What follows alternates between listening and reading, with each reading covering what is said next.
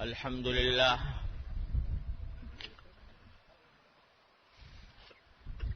لله نحمده ونستعينه ونستغفره ونؤمن به ونتوكل عليه ونعوذ بالله من شرور أنفسنا ومن سيئات أعمالنا من يهده الله فلا مضل له ومن يضلله فلا هادي له وأشهد أن لا إله إلا الله وحده لا شريك له وأشهد أن سيدنا وسندنا ونبينا ومولانا محمدا عبده ورسوله صلى الله تعالى عليه وعلى آله وأصحابه وبارك وسلم تسليما كثيرا. أما بعد فأعوذ بالله من الشيطان الرجيم. بسم الله الرحمن الرحيم. يا أيها الذين آمنوا اتقوا الله وكونوا مع الصادقين. آمنت بالله صدق الله مولانا العظيم وصدق رسوله النبي الكريم ونحن على ذلك من الشاهدين والشاكرين والحمد لله رب العالمين.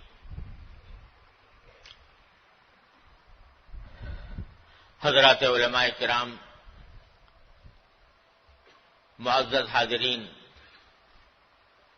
اور میرے عزیز طالب علم ساتھیوں، السلام علیکم ورحمۃ اللہ وبرکاتہ. اللہ جل جلالہ کا بڑا ہی کرم اور احسان ہے کہ اس نے اپنے فضل و کرم سے آپ حضرات کی زیارت اور آپ حضرات سے ملاقات کا شرف عطا فرمایا، اور جس محبت اور خلوص بلکہ والہیت کا مظاہرہ آپ حضرات نے اس ناکارہ کے ساتھ فرمایا، میرے پاس اس کا شکریہ ادا کرنے کے لیے الفاظ نہیں. اور آپ حضرات نے جو نیک گمان مجھ ناچیز کے ساتھ قائم فرمائے ہوئے ہیں، ان کے بارے میں بس اتنا ہی اللہ تبارک و تعالی سے دعا کرتا ہوں کہ اللہ تبارک و تعالی آپ کی اس خوشگمانی کو میرے حق میں سچا کر دکھائے، ورنہ من آنم کے من دانم. وعین الرضا عن كل عیب قلیلۃ کما ان عین السخط تبدی المساویہ. آپ حضرات کو محبت ہے، اس واسطے محبت کی وجہ سے آپ حضرات نے بہت اونچے گمان میرے بارے میں قائم فرما رکھے ہیں. یہ میرے لیے فعل نیک ضرور ہے، اور اللہ تعالی کی رحمت سے ملتجی ہوں کہ ان نیک گمانوں کو میرے حق میں درست فرما دے، اور دنیا و آخرت میں اللہ تبارک و تعالی مجھے اس کا اہل بننے کی توفیق عطا فرمائے. اس مدرسے میں مجھے پہلے معلوم نہیں تھا کہ یہ حضرت مسیح الامت حضرت مولانا مسیح اللہ خان صاحب جلال آبادی قدس اللہ تعالی سرہ کی ہدایات کے تحت قائم ہے اور انہی کی طرف منسوب بھی ہے. اور حضرت میرے شیخ تھے، میرے آقا تھے، اور ان کے ساتھ کوئی بھی نسبت ہو تو میرے لیے وہ باعث صد سعادت ہے۔ اللہ تبارک و تعالیٰ اپنے فضل و کرم سے ان کے قدموں کی برکت سے اللہ تعالیٰ ہم سب کو فیض یاب فرمائے۔ اس موقع پر آپ حضرات سے کیا عرض کروں؟ معلوم ہوا کہ اس اجتماع میں الحمدللہ علماء کرام بھی تشریف فرما ہیں اور بہت سے جدید تعلیم یافتہ حضرات بھی ہیں، عام مسلمان بھی ہیں، اور یہ ایک ملا جلا مجمع ہے۔ تو خیال آیا کہ ایک ایسی بات کے بارے میں ہم کچھ تذکرہ کریں جو ہم سب کی مشترک ضرورت ہے،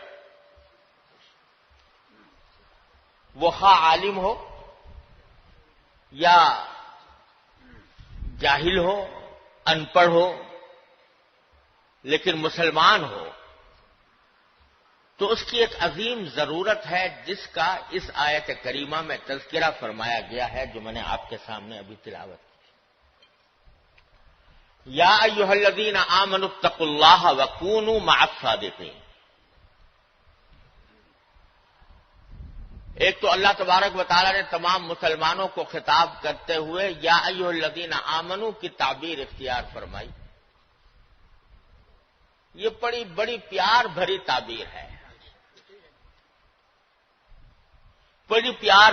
بڑا پیار بھرا انداز ہے جو اللہ تبارک و تعالیٰ مومنوں سے خطاب کرتے ہوئے استعمال فرماتے ہیں، یا ایھا الذین آمنوا۔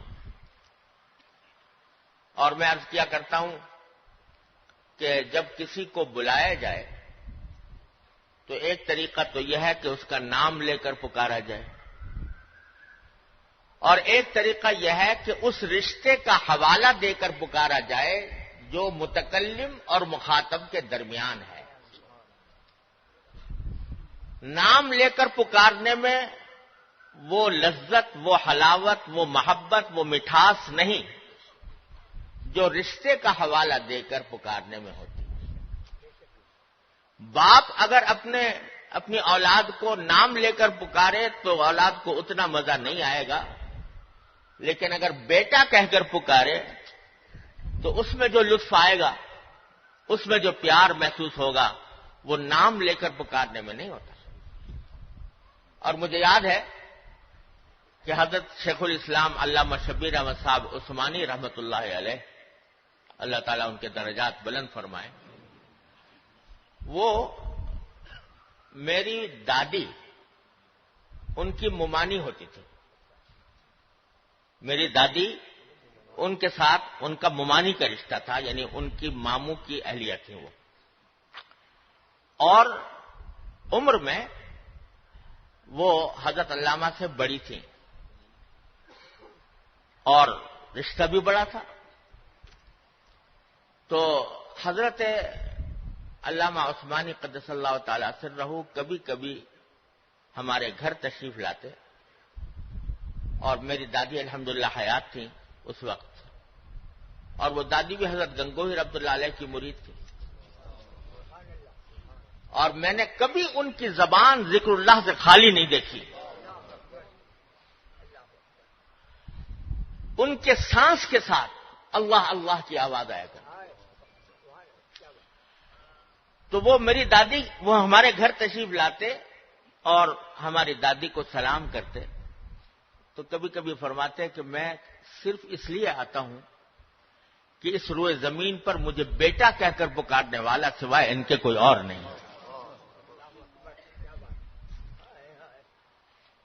تو یہ لذت جو اس رشتے کا حوالہ دے کر بات کرنے میں ہے، وہ نام لے کر بات کرنے میں نہیں۔ تو اللہ جل جلالہ اہل ایمان کو جب خطاب فرماتے ہیں تو یا ایھا الذین آمنوا، یا ایھا الناس جب خطاب کرتے ہیں تو عام سب مسلمان غیر مسلم سب شامل ہوتے ہیں، لیکن جب مسلمانوں سے خطاب فرماتے ہیں تو اس رشتے کا حوالہ دے کر کرتے ہیں جو بندوں کو ان کے ساتھ ہے، ایمان کا رشتہ۔ تو یہ بڑا پیار بھرا انداز خطاب ہے، اور اس کا تقاضا یہ ہے کہ جو بات آگے کہی جا رہی ہے وہ بڑی شفقت کے ساتھ کہی جا رہی ہے، بڑی محبت کے ساتھ کی جا رہی ہے، بڑے پیار کے ساتھ کہی جا رہی ہے۔ تو اس انداز خطاب کے ساتھ اللہ تبارک و تعالی فرماتے ہیں کہ اتقوا اللہ، تقوی اختیار کرو،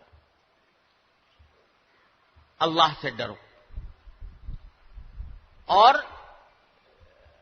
ہماری مشکل یہ ہے کہ اردو میں جب ہم عربی زبان کا ترجمہ کرتے ہیں تو اردو بیچاری تنگ دامن زبان ہے، اس لیے اس کے لیے ہمیں ایک ہی لفظ ملتا ہے۔ خشیت کا ترجمہ بھی ڈر، خوف کا ترجمہ بھی ڈر، تقوی کا ترجمہ بھی ڈر،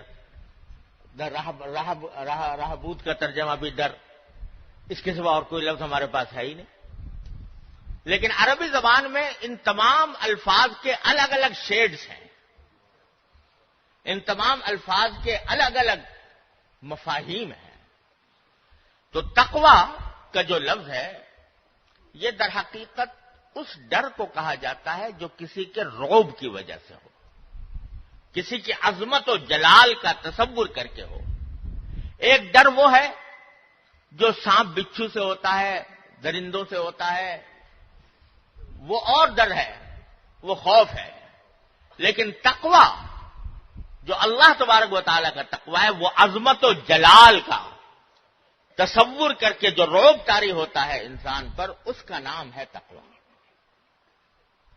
اور اس کی مثال یوں سمجھ لیجئے کہ ایک بیٹا بعض اوقات باپ سے ڈرتا ہے، شاگرد استاد سے ڈرتا ہے، لیکن اس وجہ سے نہیں کہ باپ اسے مار کھائے گا، اس وجہ سے نہیں کہ استاد اسے مار کھائے گا، بلکہ اس وجہ سے کہ اس کی عظمت و جلال دل میں ایسی بیٹھی ہوئی ہے کہ کہیں کوئی ایسا کام نہ ہو جائے جو اس کے دل کے لیے کدورت کا سبب بنے۔ یہ ہے وہ رعب اور تقوی جلال کا کہ تصور سے جو خوف پیدا ہوتا ہے۔ مجھے یاد ہے کہ میرے والد ماجد حضرت مولانا مفتی محمد شفیع صاحب قدس اللہ تعالیٰ سرہ، اللہ تعالیٰ ان کے درجات بلند فرمائیں، مجھے ساری زندگی میں کبھی مارا نہیں، صرف ایک مرتبہ تماچا کھایا تھا، صرف ایک مرتبہ، پھر کبھی مارا نہیں، وہ بھی ایک تماچا مار دیا تھا،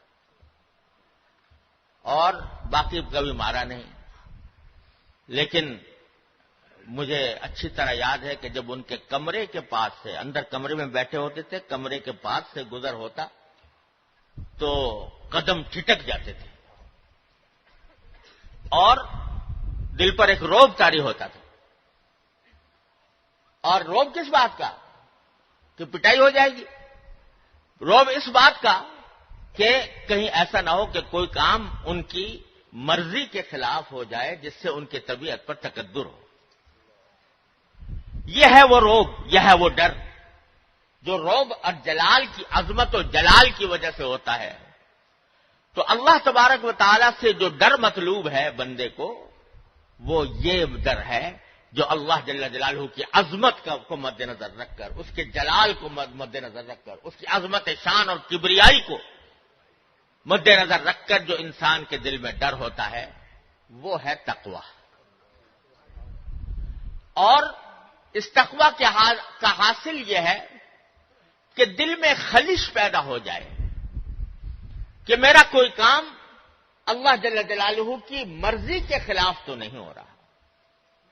یہ ڈر، یہ خوف، اس کا نام تقوی ہے۔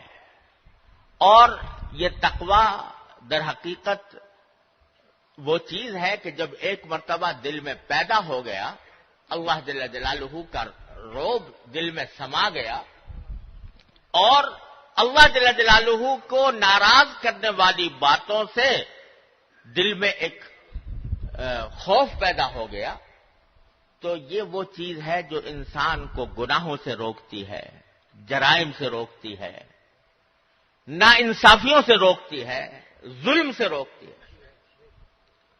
آج دنیا کے اندر بہت فلسفے رائج ہیں جن میں یہ سوال زیر بحث آیا ہے کہ جرائم کے اسباب کیا ہوتے ہیں۔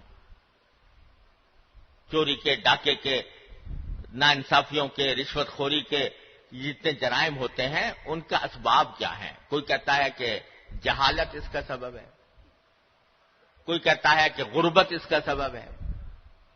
اگر جہالت سبب ہوتی تو جہاں تعلیم 100% ہے وہاں جرائم کا نام و نشان نہ ہوتا۔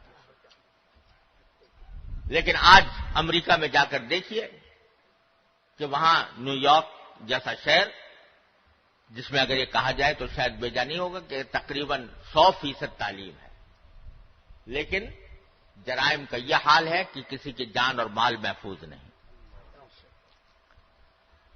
اور اگر جہالت سبب ہوتی اور اگر غربت سبب ہوتی تو جو معاشرے مال و دولت سے کھیل رہے ہیں وہاں جرائم مٹ گئے ہوتے۔ لیکن دیکھا گیا ہے کہ جہاں جتنا بڑا دولت مند ہو جاتا ہے اور دولت مندوں کی ایک کائنات آباد ہو جاتی ہے، وہاں وہ جرائم دوسری نوعیت کے جنم لیتے ہیں۔ وہاں کرپشن ہوتی ہے، وہاں مال و دولت کی دوڑ میں دوسرے کا حق مارا جاتا ہے، غلط جرائم ختم نہیں ہوتے۔ تو حقیقت یہ ہے کہ جرائم کو ختم کرنے والی اگر کوئی چیز ہے تو وہ صرف تقویٰ ہے۔ یہ وہ چیز ہے جو جنگل کی تنہائی میں بھی اور رات کی تاریکی میں بھی انسان کے عمل پر پہرا بٹھاتی ہے، اور وہاں پر بھی جہاں کوئی نہیں دیکھ رہا وہاں پر بھی انسان کے دل میں جب یہ شمع روشن ہے تقویٰ کی تو وہ اس کو غلط کام کرنے سے ہمیشہ روکے گی۔ تو اللہ جل جلالہ فرماتے ہیں شفقت کے ساتھ کہ یہ تقویٰ حاصل کرو، تقویٰ حاصل کرنے کی فکر کرو، اور یہ تقویٰ جو ہے سارے دین کا خلاصہ ہے، اس کا لب لباب ہے۔ اور اللہ جل جلالہ کی رحمت دیکھیے کہ جب کبھی اللہ تبارک و تعالی کوئی حکم عطا فرماتے ہیں تو اس حکم پر عمل کرنے کا طریقہ بھی بتاتے ہیں کہ اس حکم پر عمل کیسے کیا جائے، اور طریقہ بھی آسان طریقہ بتاتے ہیں جو ہر انسان کے لیے قابل عمل ہو۔ چنانچہ اس آیت کے پہلے ٹکڑے میں تو فرمایا کہ اے ایمان والو تقویٰ اختیار کرو، اور دوسرے جملے میں تقویٰ حاصل کرنے کا طریقہ بتا دیا۔ وہ کیا ہے؟ وہ کونوا مع الصادقین۔ تقویٰ حاصل کرنے کا طریقہ یہ ہے کہ جو صادقین ہیں، صادقین کے معنی متقین، اولئک الذین صدقوا واولئک هم المتقون، تو جو صادقین ہیں یعنی تقویٰ رکھنے والے ہیں ان کے ساتھ رہ پڑو۔ یہ میں حضرت حکیم عثمان تھانوی رحمۃ اللہ علیہ کا ترجمہ کر رہا ہوں۔ حضرت نے ترجمہ کیا وَكُونُوا مَعَ الصَّادِقِينَ کا کہ صادقین کے ساتھ رہ پڑو، صادقین کے ساتھ رہ پڑو۔ کیا معنی؟ ان کی صحبت اختیار کرو۔ ان کی صحبت ہی وہ چیز ہے جو تمہارے دل میں بھی تقویٰ کی شمع روشن کرے گی۔ اللہ اکبر۔ مجھے حضرت خواجہ عزیز الحسن صاحب مجذوب رحمۃ اللہ علیہ کی ایک بات یاد آئی۔ ایک مرتبہ حضرت حکیم الامت مولانا تھانوی قدس اللہ تعالیٰ سرہ مجلس میں تشریف فرما تھے، اور اللہ تعالیٰ کی محبت، اللہ تعالیٰ کی عظمت دل میں پیدا کرنے کی ضرورت کا بیان ہو رہا تھا۔ تو حضرت خواجہ عزیز الحسن صاحب جو حضرت کے بہت ہی منہ چڑھے خلیفہ تھے، اور کسی کو حضرت کی مجلس میں اتنا بولنے کی تاب نہیں ہوتی تھی جتنا وہ بول لیتے تھے، تو انہوں نے حضرت سے عرض کیا کہ حضرت یہ اللہ تعالیٰ کی محبت حاصل کیسے حاصل؟ تو فرمایا کہ محبت، جن کو اللہ تعالیٰ کی محبت حاصل ہے ان کی جوتیوں میں جا پڑو، ان کی جوتیوں میں جا پڑو، اس سے تمہیں اللہ تعالیٰ کی محبت حاصل ہوگی۔ تو تقویٰ کا حاصل بھی کیا نکلا کہ تقویٰ حاصل کرنے کا طریقہ اللہ تبارک و تعالی نے یہ بتایا کہ کونوا مع الصادقین، صادقین کی صحبت اختیار کر لو، اس کے نتیجے میں تمہیں تقوی حاصل ہوگا۔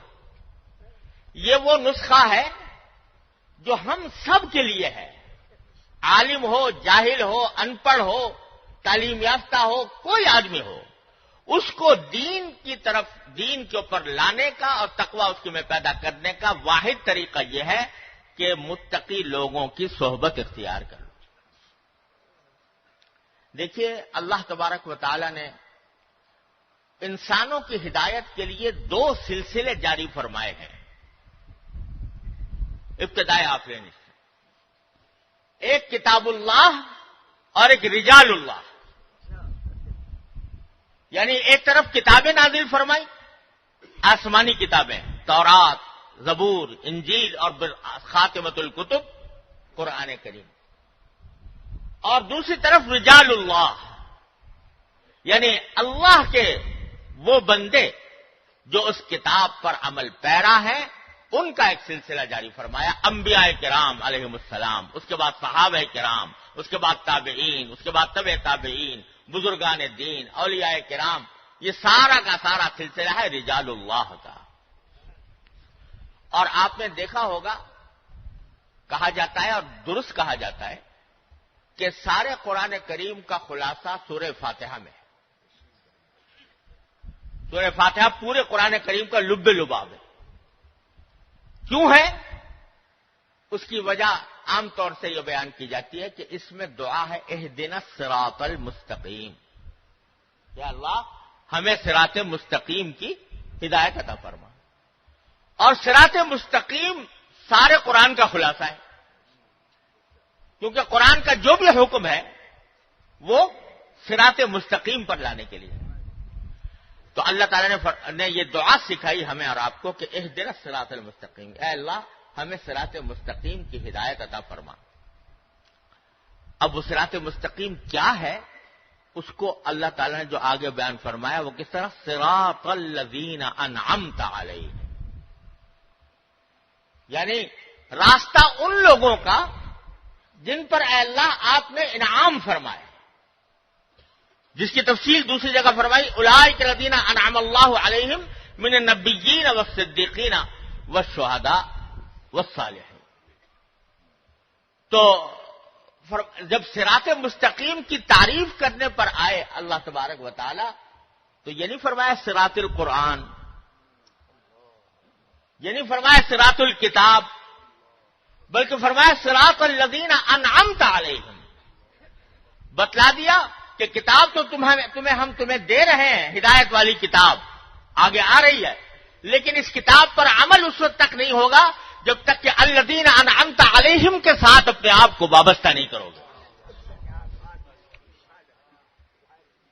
جب تک ان کے ساتھ اپنے آپ کو وابستہ نہیں کرو گے، ان سے دین کو نہیں سیکھو گے، ان کی طرز عمل کو نہیں دیکھو گے، ان کی صحبت میں نہیں رہو گے، اس وقت تک اس کتاب پر ٹھیک ٹھیک عمل کرنے کا سلیقہ تمہیں نہیں آئے گا۔ اور مثبت طریقے سے بھی نام لیا تو رجال کا نام لیا، صراط الذین انعمت علیہم، منفی طریقے سے نام لیا تو بھی رجال کا لیا، غیر المغضوب علیہم ولا الضالین، یعنی ان کا راستہ نہیں جن پر اللہ آپ کا غضب ہوا، ان کا راستہ نہیں جو گمراہ ہوئے، بلکہ راستہ ان کا جن پر اے اللہ آپ نے انعام فرمایا۔ تو دونوں باتیں بتا دی کہ ایک تو اس قرآن پر صحیح عمل اس وقت ہوگا جب تم قرآن پر عمل کرنے والوں کے ساتھی بن جاؤ گے، اور ایسے لوگوں کی صحبت سے پرہیز کرو گے جن پر یا تو اللہ کا غضب ہے یا جو گمراہی کے راستے میں بھٹکے ہوئے ہیں۔ تو سارا سورہ فاتحہ میں سارے قرآن کا خلاصہ اللہ تبارک و تعالی نے جو بیان فرمایا، تو اہدنا الصراط المستقیم تو ایک آیت ہے، اور تشریح اس کی 2 آیتوں میں ہے، صراط الذین انعمت علیہم غیر المغضوب علیہم ولا الضالین۔ اس سے ہمیں اللہ تبارک و تعالی نے یہ سبق عطا فرمایا کہ دین کو اگر سمجھنا ہے تو، اور دین پر عمل کرنا ہے تو، اس کے لیے ہم نے تمہارے واسطے رجال اللہ کا سلسلہ جاری کیا ہے. اس رجال اللہ کے سلسلے سے وابستہ ہو کر ہی تمہیں دین صحیح سمجھ میں آئے گا اور اسی رجال اللہ کی وابستگی سے تمہیں دین پر عمل کرنے کا طریقہ معلوم ہوگا. آج کہنے والے کہتے ہیں کہ حسبنا کتاب اللہ، ہمارے پاس کتاب اللہ کی کافی ہے، ہمیں کسی اور کی ضرورت نہیں. ہم کتاب اللہ کو خود دیکھیں گے، خود سمجھیں گے اور خود دیکھ کر اور سمجھ کر جو ہمارے طریقہ سمجھ میں آئے گا اس پر چل پڑیں گے. یہ جو دعویٰ کیا جا رہا ہے یہ در حقیقت خود قرآن کریم کو نہ سمجھنے کا نتیجہ ہے.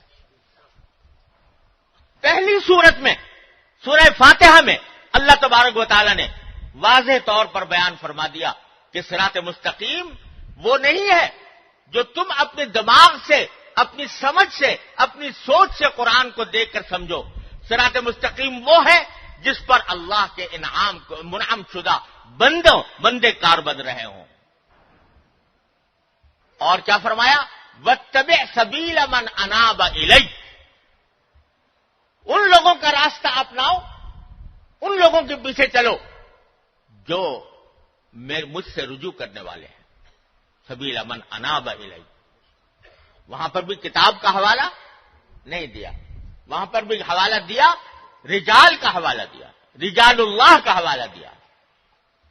تو اس کا یہی وجہ ہے کہ حضرت نبی کریم سرور دو عالم صلی اللہ علیہ وسلم کے وقت سے لے کر آج تک دین کی صحیح تعبیر و تشریح جو متوارث چلی آئی ہے اس کا راستہ یہی تھا کہ صحابہ کرام نے حضور اقدس صلی اللہ علیہ وسلم کی صحبت حاصل کی اور اس کے نتیجے میں صحابی بن گئے. صحابی کے معنی کیا؟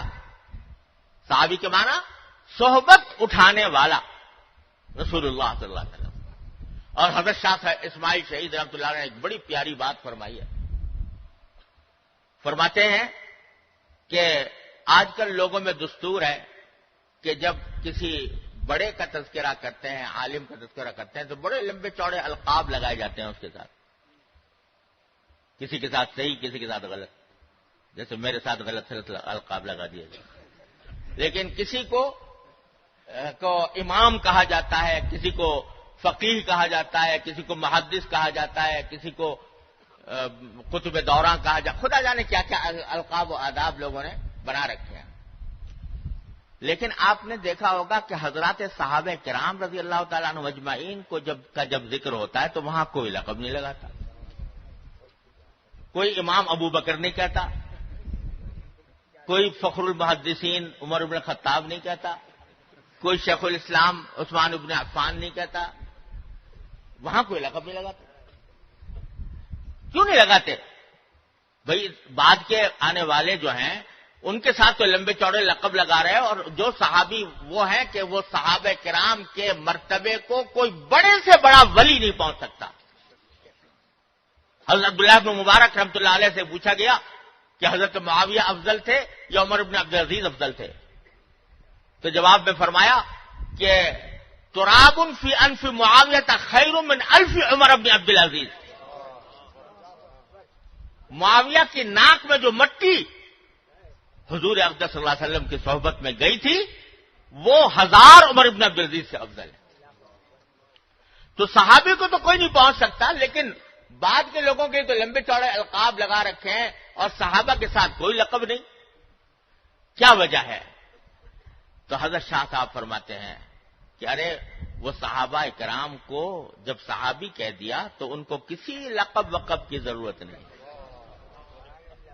یہ القاب و آداب تو یہ ان لوگوں کے لیے ہیں جن میں اپنی ذات میں کوئی خوبی نہیں تھی تو اس واسطے دکھا دکھا کر اس کے ساتھ القاب لگا دیے گئے.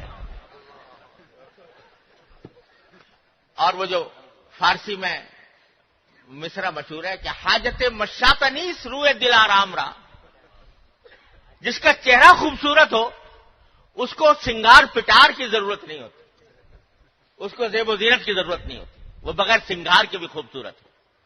تو جب کسی کو کہہ دیا کہ یہ صحابی ہے تو سبھی کچھ کہہ دیا. پھر وہ محدث بھی ہے، پھر وہ مفسر بھی ہے، وہ شیخ الاسلام بھی ہے، وہ سبھی کچھ ہے. جب اس کو صحابی کہہ دیا. صحابہ کا یہ مقام کس چیز سے پیدا ہوا؟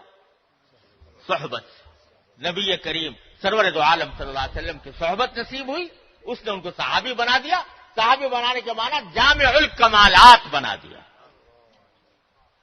اور پھر ان صحابہ نے تابعین کی تعلیم دی، ان کی تربیت کی، وہ تابعین بن گئے.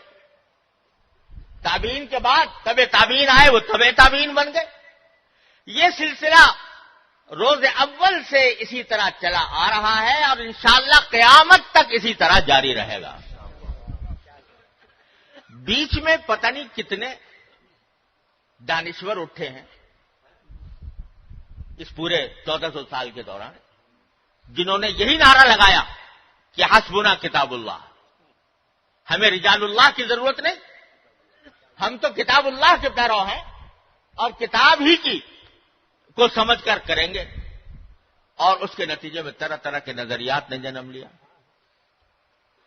معتزلہ پیدا ہو گئے، خوارج پیدا ہو گئے، کرامیہ پیدا ہو گئے، جہمیہ پیدا ہو گئے، قدریہ پیدا ہو گئے، جبریہ پیدا ہو گئے. اگر فرقوں کی تاریخ اٹھا کر دیکھو مسلمانوں کے عہد میں تو سینکڑوں فرقے پیدا ہوئے. وہ سب فرقے کیا تھے؟ حسبنا کتاب اللہ کہنے والے، کہ ہمیں بس کتاب چاہیے، رجال اللہ کی ہمیں فکر نہیں.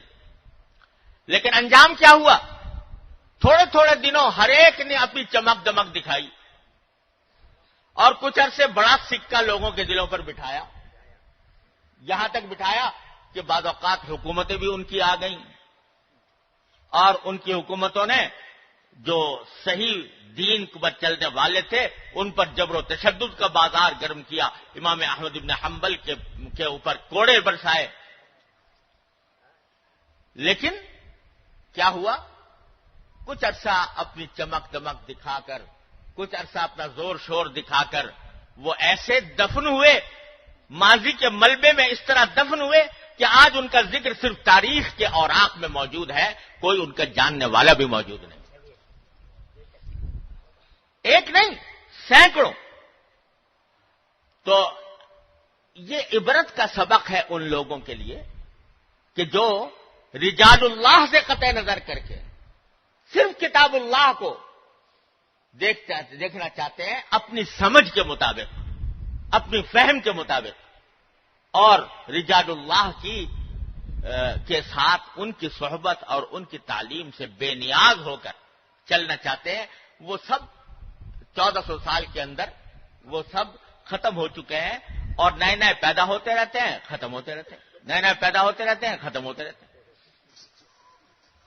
لیکن جن لوگوں نے دین کی تشریح کتاب اللہ اور رجال اللہ دونوں کو ساتھ لے کر کی ہے اور دین کو ان کے ذریعے سمجھا ہے، ان کا جو طریقہ ہے وہ جس طرح صحابہ کرام کے دور میں تھا الحمدللہ آج بھی موجود ہے. وہ ختم نہیں ہونے والا، کیونکہ یہ وہ ہے جس کو رسول کریم سرور دو عالم صلی اللہ علیہ وسلم فرمایا ما انا علیہ واصحابی. جب یہ فرمایا تھا کہ میری امت 72 فرقوں میں بٹ جائے گی تو وہاں حضور اقدس صلی اللہ علیہ وسلم سے پوچھا گیا پھر کون سا ہوگا نجات پانے والا؟ تو آپ یہ بھی فرما سکتے تھے جو قرآن پر عمل کرنے والا ہوگا. کہہ سکتے تھے کہ نہیں؟ جو قرآن پر عمل کرنے والا ہوگا وہ ہوگا نجات یافتہ. آپ نے یہ نہیں فرمایا، فرمایا ما انا علیہ واصحابی، جس طریقے پر میں ہوں اور میرے صحابہ ہیں وہ ہوگا صحیح راستے کے اوپر. جس کے معنی یہ کہ جو کتاب اللہ تو ہے ہی اپنے مقام پر، لیکن کتاب اللہ کے ساتھ رجال اللہ کو لے کر جو چلے گا وہی ہوگا صحیح راستے پر اور وہ نجات پانے والا ہوگا. تو اللہ تبارک و تعالی نے ہماری ہدایت کے 2 سلسلے عطا فرمائے ہیں اور اس میں افراط و تفریط جو ہے وہ انسان کو گمراہی میں لے جاتی ہے. کسی نے یہ نعرہ لگایا کہ کتاب اللہ کافی ہے، رجال اللہ کی ضرورت نہیں، اس کا انجام میں نے بتا دیا. کسی نے یہ نعرہ لگایا کہ ہمیں رجال اللہ چاہیے، کتاب کی ضرورت نہیں. یعنی ہم تو کچھ مقدس شخصیات سے وابستہ ہیں اور ہم جن کو مقدس سمجھتے ہیں ان کی تعظیم کریں گے، ان کی تکریم کریں گے اور ان کا ہی نام لیں گے، اور اس سے قطع نظر کہ کتاب اللہ کیا کہہ رہی ہے اور احادیث رسول اللہ صلی اللہ علیہ وسلم کیا فرما رہے ہیں، وہ دوسری گمراہی میں چلے گئے۔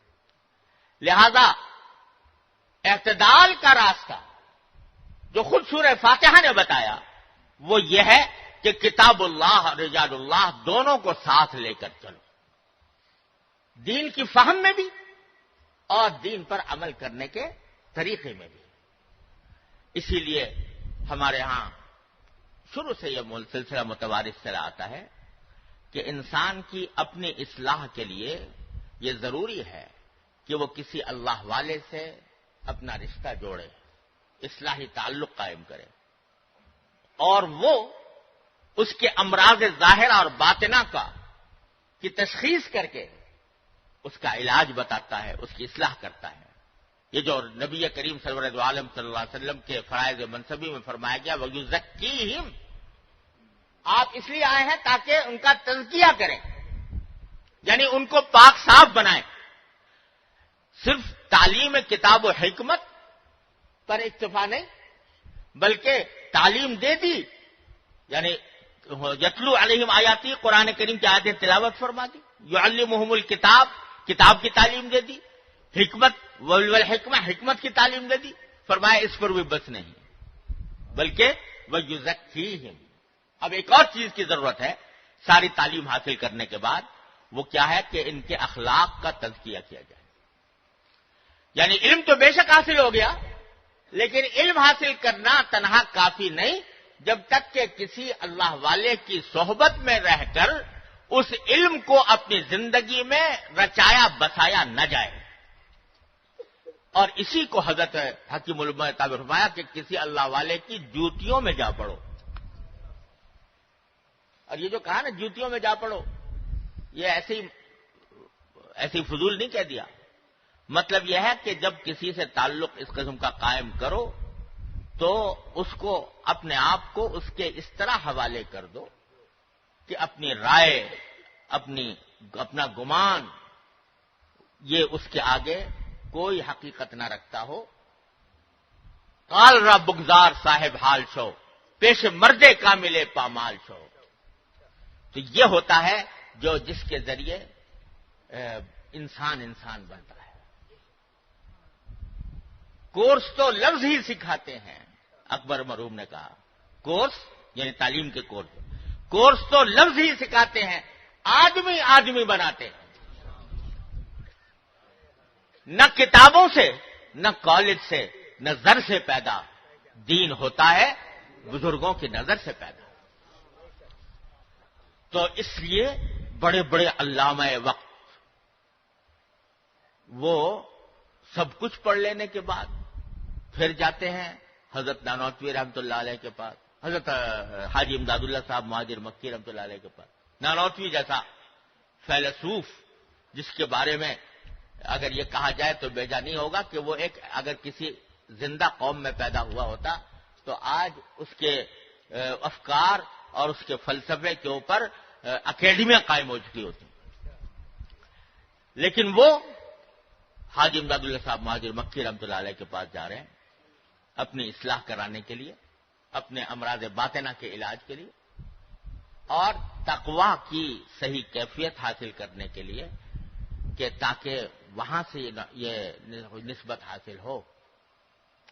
اس لیے جاتے تھے کونوا مع الصادقین پر عمل کرنے کے لیے، رہ پڑو صادقین کے ساتھ اور ان سے اپنی اصلاح کراؤ، کیونکہ تزکیہ جس چیز کا نام ہے یعنی پاک صاف بنانا، وہ ظاہری پاکی یہ طہارت والی اور چیز ہوتی ہے، یعنی بدن کی پاکی، وہ ہے دل کی پاکی، کہ دل میں حسد نہ آئے، کسی سے بغض نہ آئے، جس میں دل میں تکبر نہ آئے، ریاکاری نہ آئے۔ یہ امراض باطنہ ہے جو انسان کو کھوکھلا کر دیتے ہیں روحانی اعتبار سے۔ اس کے لیے بعض اوقات تھوڑے پاپڑ بیلنے پڑتے ہیں، اور حضرات صحابہ کرام رضی اللہ تعالیٰ عنہ اجمعین نے جو مکی زندگی گزاری، اس مکی زندگی میں کیا تھا؟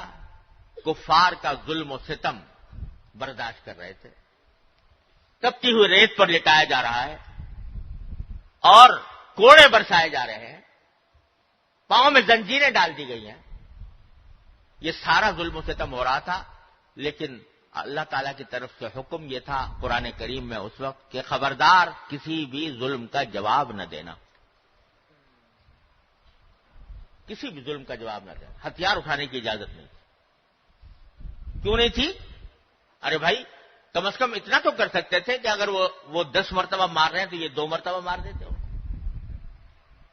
کسی اپنے مخالف کو، اپنے دشمن کو کے اوپر کچھ ہاتھ اٹھا سکتے تھے، اپنی استطاعت کی حد تک وہ اپنا بچاؤ کر سکتے تھے، لیکن حکم ہے کہ نہیں، مار کھاتے جاؤ اور پٹتے جاؤ، ہاتھ نہ مت اٹھانا۔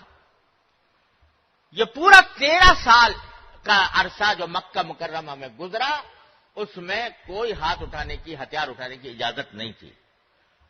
حضرات علماء کرام نے فرمایا کہ اس کی حکمت یہ تھی کہ اس دار زمانے میں ان کو ایک زبردست مجاہدے سے گزارا جا رہا تھا،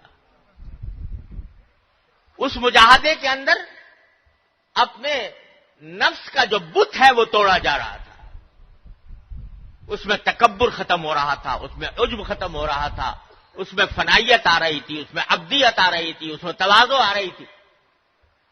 جب 13 سال مجاہدوں کی چکی میں پسنے کے بعد اخلاق کا تزکیہ ہو گیا، اب ان کو مدینہ منورہ کی ریاست حوالے کی گئی۔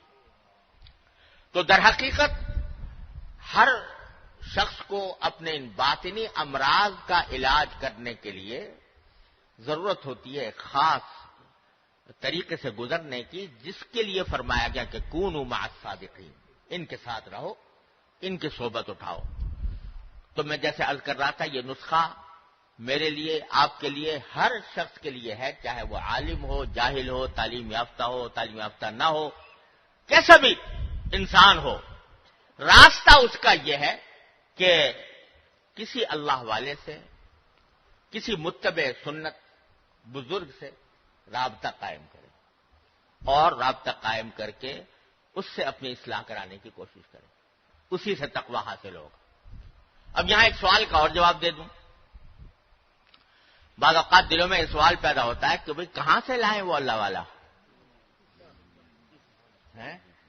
کہنے والا تو کہہ گیا کہ خدا بندہ یہ تیرے سادہ دل بندے کدھر جائیں کہ سلطانی بھی عیاری ہے، کہ درویشی بھی عیاری ہے، سلطانی بھی عیاری۔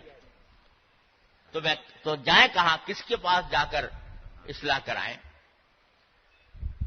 تو میرے والد ماجد حضرت مولانا مفتی مشرفی صاحب قدس اللہ تعالی سرہ اس کے جواب میں فرمایا کرتے تھے کہ ارے بھائی، پہلی بات تو یہ ہے کہ آج لوگ یہ کہتے ہیں کہ بھئی کہاں سے لائیں، وہ اس لیے کہتے ہیں کہ خود عمل کے کس اسفل السافلین میں ہوں، لیکن اپنے لیے شیخ چاہتے ہیں جنید بغدادی اور شیخ عبد القادر جیلانی۔ یعنی جب شیخ کی تلاش کرنے کا وقت آتا ہے تو چاہتے ہیں کہ ہمیں شیخ عبد القادر جیلانی زندہ ہو کے آ جائے تو ہم ان سے اصلاح کرائیں گے، اور جنید بغدادی زندہ ہو کے آ جائیں تو ان سے اصلاح کرائیں گے۔ تو اس معیار پر تلاش کرتے ہیں جو ان بزرگوں کا معیار تھا، ان اولیاء کرام کا معیار تھا۔ حضرت ایسا فرماتے ہیں ارے بھائی جیسی روح ویسے فرشتے، تم جیسے ہو تو تمہاری اصلاح کے لیے الحمدللہ ہر دور میں مل جائیں گے۔ اور اس کی دلیل امام راضی رحمۃ اللہ علیہ نے اپنی تفسیر کبیر میں فرمائی ہے، اسی آیت کے تحت، کہ جو اللہ تعالیٰ نے فرمایا کہ صادقین کے ساتھ ہو جاؤ۔ حضرت امام راضی رحمۃ اللہ علیہ اس کی تفسیر میں فرماتے ہیں کہ اس سے معلوم ہوتا ہے کہ صادقین قیامت تک باقی رہیں گے۔ کیوں؟ اس لیے کہ اللہ تعالیٰ کسی ایسی بات کا حکم نہیں دے سکتے جس پر عمل کرنا انسان کے بس سے باہر ہو۔ تو اگر یہ کہا جائے کہ اللہ تعالیٰ کہہ تو رہے کہ صادقین کے ساتھی بن جاؤ، لیکن صادقین اللہ میں نے ختم ہی کر دیے، دنیا سے. تو پھر گویا اللہ نے ایک ایسی بات کا مکلف فرما دیا جو انسان کی طاقت سے باہر ہے, جو اللہ جل جلالہ سے ممکن نہیں. لہذا صادقی امام راضی فرماتے ہیں یہ آیت پیشین گوئی ہے اس بات کی کہ صادقین قیامت تک باقی رہیں گے. البتہ ظاہر ہے کہ معیار کا فرق ہوتا رہتا ہے. خیر القرون قرنی ثم الذین یلونہم ثم الذین یلونہم, فرق تو ہوتا رہتا ہے. اب تم تو ہو آخر القرون کے اندر اور کہتے ہیں مجھے شیخ چاہیے خیر القرون کا, اس کے بغیر میں کسی کو مانوں گا نہیں. تو پھر وہ تو کبھی ملے گا بھی نہیں. جس قرن میں تم ہو اس قرن کے معیار کے مطابق صادقین انشاءاللہ موجود رہیں گے. ہاں تلاش کرنے کی بات, تلاش کرنے کی بات. اور اس پر پھر حضرت والد ماجد پہلے ایک بات فرمایا کرتے تھے کہ ارے بھائی آج ملاوٹ کا دور ہے, کوئی آٹا خالص نہیں ملتا, گھی خالص نہیں ملتا, تیل خالص نہیں ملتا, دودھ خالص نہیں ملتا, ملاوٹیں ہیں. لیکن جب کبھی خالص چیز تلاش کرنا چاہتے ہو تو خوب تلاش جستجو کر کے پتہ لگاتے ہو کہ فلاں جگہ فلاں دکان پر خالص گھی ملتا ہے اور فلاں دکان کے اوپر خالص آٹا ملتا ہے. تلاش کرنے سے مل جاتا ہے. ایسا نہیں ہوا کہ بھئی کہہ کے بیٹھ گئے ہو کہ بھئی ملاوٹ کا زمانہ ہے, آج کل تو خالص چیز ملتی نہیں, خالص آٹا نہیں ملتا, تو اب آٹا نہیں کھائیں گے, بھوس کھا لیا کریں گے. کوئی آدمی ایسا نہیں کرتا, بلکہ تلاش کرتا ہے, جستجو کرتا ہے, اللہ تبارک و تعالی عطا فرما دیتے ہیں. تو فرماتے ہیں بھائی ایسے ہی شیخ بھی خالص نہیں ملتا, تو لیکن اگر تلاش کرنے والے کو مل جاتا ہے اور ضرور ملے گا, بشرطے کہ یہ تک. میں والد ماجد تو ایک مرتبہ فرمانے لگے, ایک صاحب ان سے کہنے لگے حضرت والد صاحب رحمۃ اللہ علیہ سے کہ حضرت زمانہ ایسا آ گیا ہے کہ کوئی ملتا ہی نہیں, کہاں جا کے بیٹھے ہیں کسی کے پاس, کس کی صحبت اختیار کریں. تو حضرت والد صاحب نے فرمایا کہ تمہیں اور کوئی نہیں ملتا تو اپنے مسجد کے مؤذن کے پاس جا کر بیٹھا کرو, اس سے فائدہ ہوگا تمہیں. کیونکہ وہ 5 وقت اللہ کا کلمہ بلند کرتا ہے. اس کے پاس جا کر بیٹھو گے اس نیت سے کہ اللہ تعالیٰ میری اصلاح فرمائے, اس سے تمہیں فائدہ پہنچے. تو بھائی یہ دین صحبت سے پھیلا ہے اور اس صحبت کا اختیار کرنا انتہائی ضروری ہے اور یہ ہم سب کے لیے ضروری ہے. تو پیغام آج کے اجتماع کا یہ ہے کہ اللہ تبارک و تعالی ہمیں اہل اللہ کی صحبت سے سرفراز فرمائے, ان کی صحبت میں بیٹھنے, ان سے دین سیکھنے, ان سے دین پر عمل کرنے کا طریقہ سیکھنے کی توفیق عطا فرمائے. بس یہ اگر یہ فائدہ حاصل ہو گیا اس ماشاءاللہ اس بڑے اجتماع سے کہ ہمارے دلوں میں اس کی اہمیت پیدا ہو گئی اللہ والوں کے ساتھ تعلق قائم کرنے کی, تو انشاءاللہ یہ بڑا اجتماع بڑا کامیاب ہے.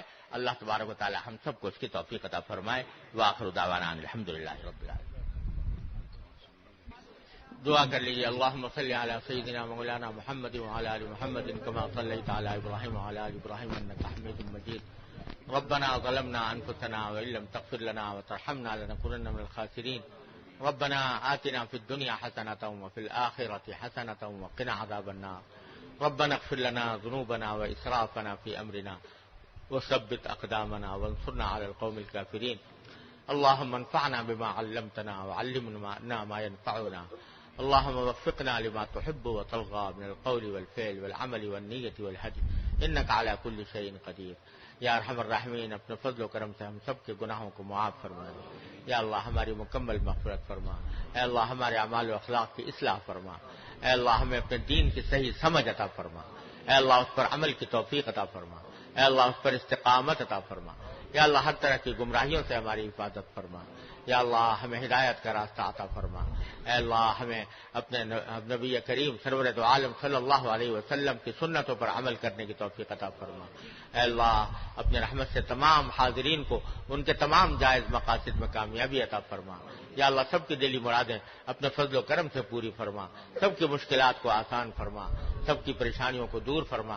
اے اللہ یا ارحم الراحمین جو لوگ محض دین کی محبت کی خاطر دور دور سے اے اللہ اس اجتماع میں تشریف لائے، اے اللہ ان کے آنے کو قبول فرما لیجیے، ان کو جزائے خیر عطا فرمائیے، اے اللہ ان کو بہترین صلہ دنیا اور آخرت میں عطا فرمائیے، اے اللہ تمام حاضرین کے اوپر اپنی رحمت اور برکت نازل فرمائیے، یا اللہ ہم سب کو دین و دنیا کی صلاح و فلاح عطا فرمائیے، یا اللہ جن جن لوگوں نے ہم سے دعا کی فرمائش کی ہے، اے اللہ آپ ان سب کی دلی مرادوں سے واقف ہیں، اے اللہ اپنی رحمت سے ان سب کی دلی مرادوں کو پورا فرما دیجیے۔ اللہم انا نسألک من خیر ما سألک منہ عبدک ونبیک سیدنا محمد صلی اللہ علیہ وسلم ونعوذ بک من شر ما استعاذک منہ عبدک ونبیک سیدنا محمد صلی اللہ علیہ وسلم۔ ربنا تقبل منا انک انت السمیع العلیم وتب علینا انک انت التواب الرحیم، وصلی اللہ تعالی علی خیر خلقہ سیدنا محمد وعلی آلہ واصحابہ اجمعین، آمین برحمتک یا ارحم الراحمین۔ حاضرین کرام،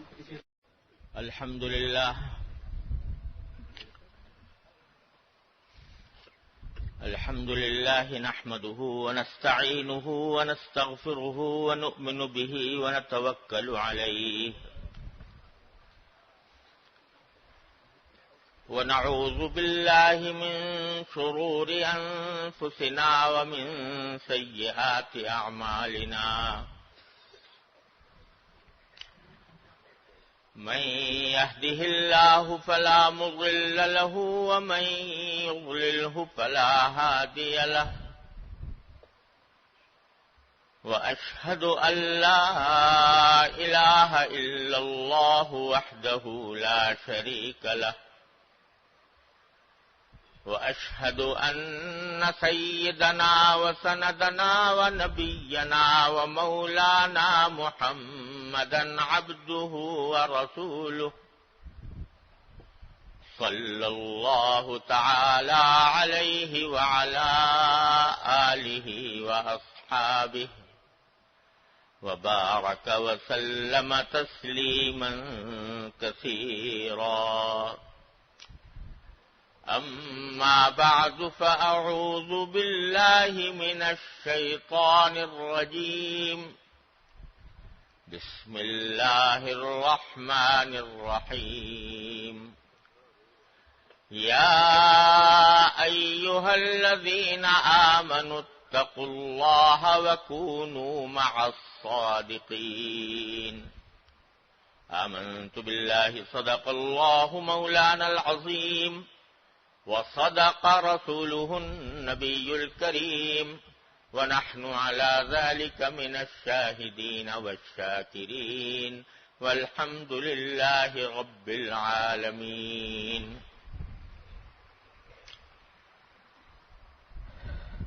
حضرات علماء کرام، معزز حاضرین اور میرے عزیز طالب علم ساتھیوں، السلام علیکم ورحمۃ اللہ وبرکاتہ۔ اللہ جل جلالہ کا بڑا ہی کرم اور احسان ہے کہ اس نے اپنے فضل و کرم سے آپ حضرات کی زیارت اور آپ حضرات سے ملاقات کا شرف عطا فرمایا،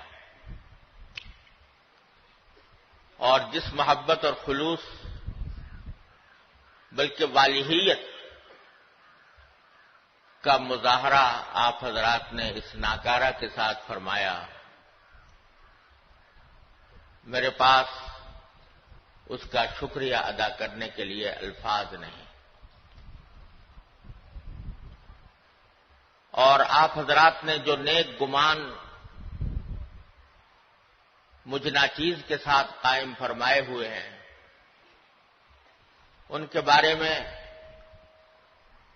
بس اتنا ہی اللہ تبارک و تعالیٰ سے دعا کرتا ہوں کہ اللہ تبارک و تعالیٰ آپ کی اس خوشگمانی کو میرے حق میں سچا کر دکھائے، ورنہ من عانم کے من دانم، وعین الرضا عن کل عیب کلیلۃ کما ان عین السخط تبدی المساویہ۔ آپ حضرات کو محبت ہے، اس واسطے محبت کی وجہ سے آپ حضرات نے بہت اونچے گمان میرے بارے میں قائم فرما رکھے ہیں. یہ میرے لیے فعل نیک ضرور ہے اور اللہ تعالی کی رحمت سے ملتجی ہوں کہ ان نیک گمانوں کو میرے حق میں درست فرما دے اور دنیا و آخرت میں اللہ تبارک و تعالی مجھے اس کا اہل بننے کی توفیق عطا فرمائے. اس مدرسے میں مجھے پہلے معلوم نہیں تھا کہ یہ حضرت مسیح الامت حضرت مولانا مسیح اللہ خان صاحب جلال آبادی قدس اللہ تعالی سرہ کی ہدایات کے تحت قائم ہے اور انہی کی طرف منسوب بھی ہے. اور حضرت میرے شیخ تھے، میرے آقا تھے، اور ان کے ساتھ کوئی بھی نسبت ہو تو میرے لیے وہ باعث صد سعادت ہے. اللہ تبارک و تعالی اپنے فضل و کرم سے ان کے قدموں کی برکت سے اللہ تعالی ہم سب کو فیض یاب فرمائے. اس موقع پر آپ حضرات سے کیا عرض کروں. معلوم ہوا کہ اس اجتماع میں الحمدللہ علماء کرام بھی تشریف فرما ہیں اور بہت سے جدید تعلیم یافتہ حضرات بھی ہیں، عام مسلمان بھی ہیں، اور یہ ایک ملا جلا مجمع ہے. تو خیال آیا کہ ایک ایسی بات کے بارے میں ہم کچھ تذکرہ کریں جو ہم سب کی مشترک ضرورت ہے. وہ خواہ عالم ہو یا جاہل ہو، ان پڑھ ہو، لیکن مسلمان ہو تو اس کی ایک عظیم ضرورت ہے جس کا اس آیت کریمہ میں تذکرہ فرمایا گیا ہے جو میں نے آپ کے سامنے ابھی تلاوت کی. یا ایھا الذین آمنوا اتقوا اللہ وکونوا مع الصادقین. ایک تو اللہ تبارک و تعالی نے تمام مسلمانوں کو خطاب کرتے ہوئے یا ایھا الذین آمنوا کی تعبیر اختیار فرمائی. یہ بڑی پیار بھری تعبیر ہے، بڑا پیار بھرا انداز ہے جو اللہ تبارک و تعالی مومنوں سے خطاب کرتے ہوئے استعمال فرماتے ہیں، یا ایھا الذین آمنوا. اور میں عرض کیا کرتا ہوں کہ جب کسی کو بلایا جائے تو ایک طریقہ تو یہ ہے کہ اس کا نام لے کر پکارا جائے، اور ایک طریقہ یہ ہے کہ اس رشتے کا حوالہ دے کر پکارا جائے جو متکلم اور مخاطب کے درمیان ہے. نام لے کر پکارنے میں وہ لذت، وہ حلاوت، وہ محبت، وہ مٹھاس نہیں جو رشتے کا حوالہ دے کر پکارنے میں ہوتی ہے. باپ اگر اپنی اولاد کو نام لے کر پکارے تو اولاد کو اتنا مزہ نہیں آئے گا، لیکن اگر بیٹا کہہ کر پکارے تو اس میں جو لطف آئے گا، اس میں جو پیار محسوس ہوگا، وہ نام لے کر پکارنے میں نہیں ہوتا. اور مجھے یاد ہے کہ حضرت شیخ الاسلام علامہ شبیر احمد صاحب عثمانی رحمۃ اللہ علیہ، اللہ تعالیٰ ان کے درجات بلند فرمائے، وہ میری دادی ان کی ممانی ہوتی تھی. میری دادی ان کے ساتھ ان کا ممانی کا رشتہ تھا، یعنی ان کی ماموں کی اہلیہ تھی وہ، اور عمر میں وہ حضرت علامہ سے بڑی تھیں اور رشتہ بھی بڑا تھا. تو حضرت علامہ عثمانی قدس اللہ تعالی سرہ کبھی کبھی ہمارے گھر تشریف لاتے، اور میری دادی الحمدللہ حیات تھیں اس وقت، اور وہ دادی بھی حضرت گنگوہی رحمۃ اللہ علیہ کی مرید تھی.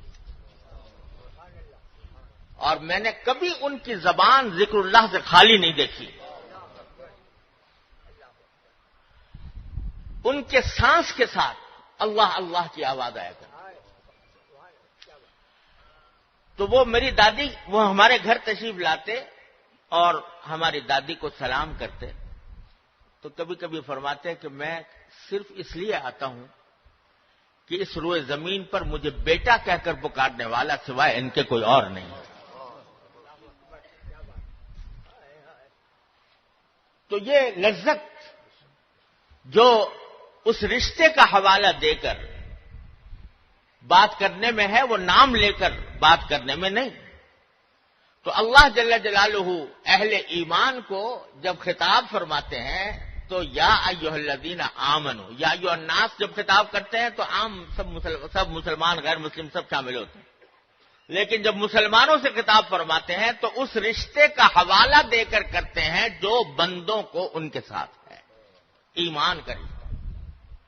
تو یہ بڑا پیار بھرا انداز خطاب ہے، اور اس کا تقاضا یہ ہے کہ جو بات آگے کہی جا رہی ہے وہ بڑی شفقت کے ساتھ کہی جا رہی ہے، بڑی محبت کے ساتھ کی جا رہی ہے، بڑے پیار کے ساتھ کہی جا رہی ہے۔ تو اس انداز خطاب کے ساتھ اللہ تبارک و تعالی فرماتے ہیں کہ اتقوا اللہ،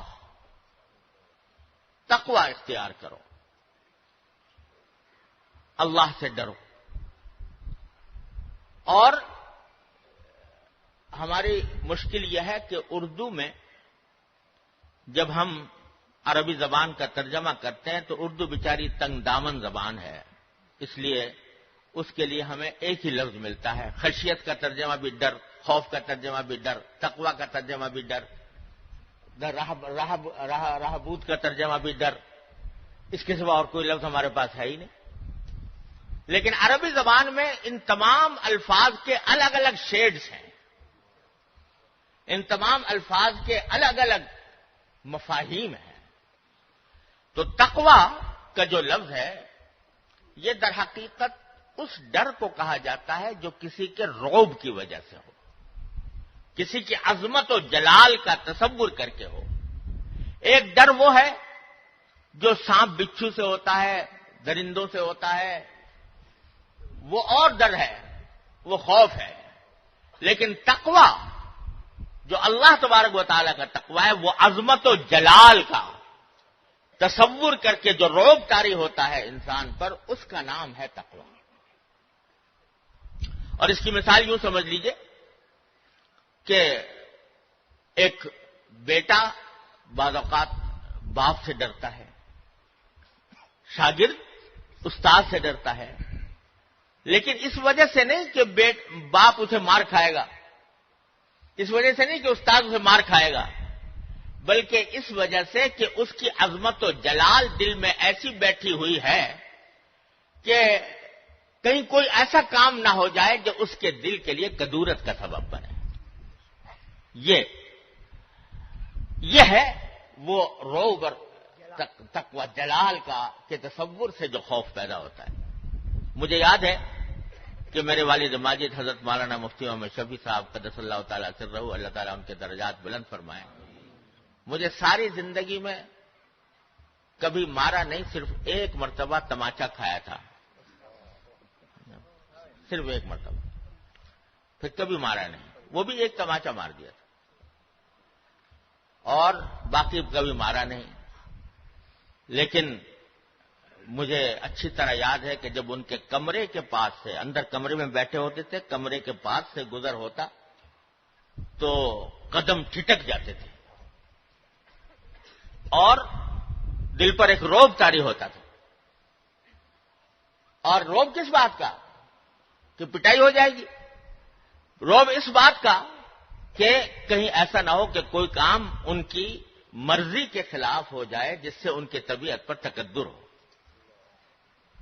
یہ ہے وہ رعب، یہ ہے وہ ڈر جو رعب اور جلال کی عظمت و جلال کی وجہ سے ہوتا ہے۔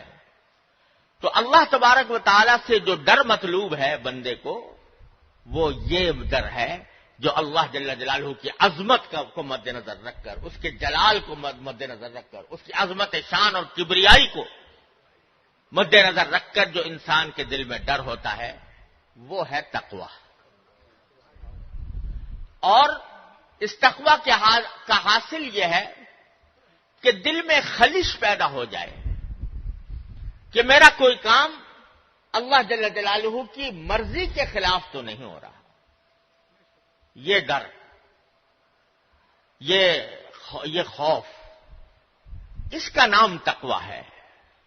اور یہ تقویٰ در حقیقت وہ چیز ہے کہ جب ایک مرتبہ دل میں پیدا ہو گیا، اللہ جل جلالہ کا رعب دل میں سما گیا، اور اللہ جل جلالہ کو ناراض کرنے والی باتوں سے دل میں ایک خوف پیدا ہو گیا، تو یہ وہ چیز ہے جو انسان کو گناہوں سے روکتی ہے، جرائم سے روکتی ہے، ناانصافیوں سے روکتی ہے، ظلم سے روکتی ہے. آج دنیا کے اندر بہت فلسفے رائج ہیں جن میں یہ سوال زیر بحث آیا ہے کہ جرائم کے اسباب کیا ہوتے ہیں.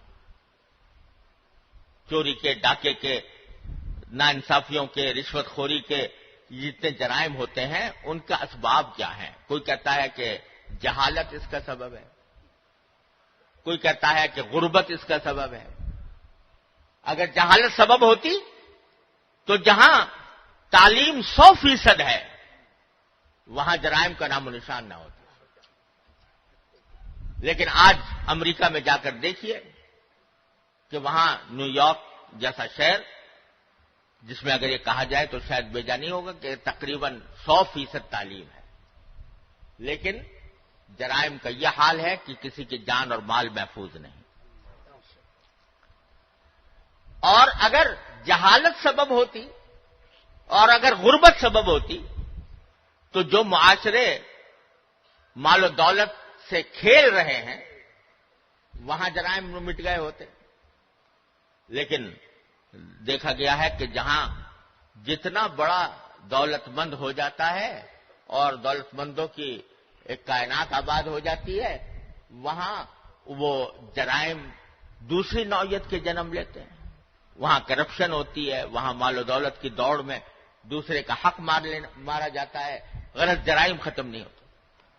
تو حقیقت یہ ہے کہ جرائم کو ختم کرنے والی اگر کوئی چیز ہے تو وہ صرف تقویٰ ہے. یہ وہ چیز ہے جو جنگل کی تنہائی میں بھی اور رات کی تاریکی میں بھی انسان کے عمل پر پہرا بٹھاتی ہے.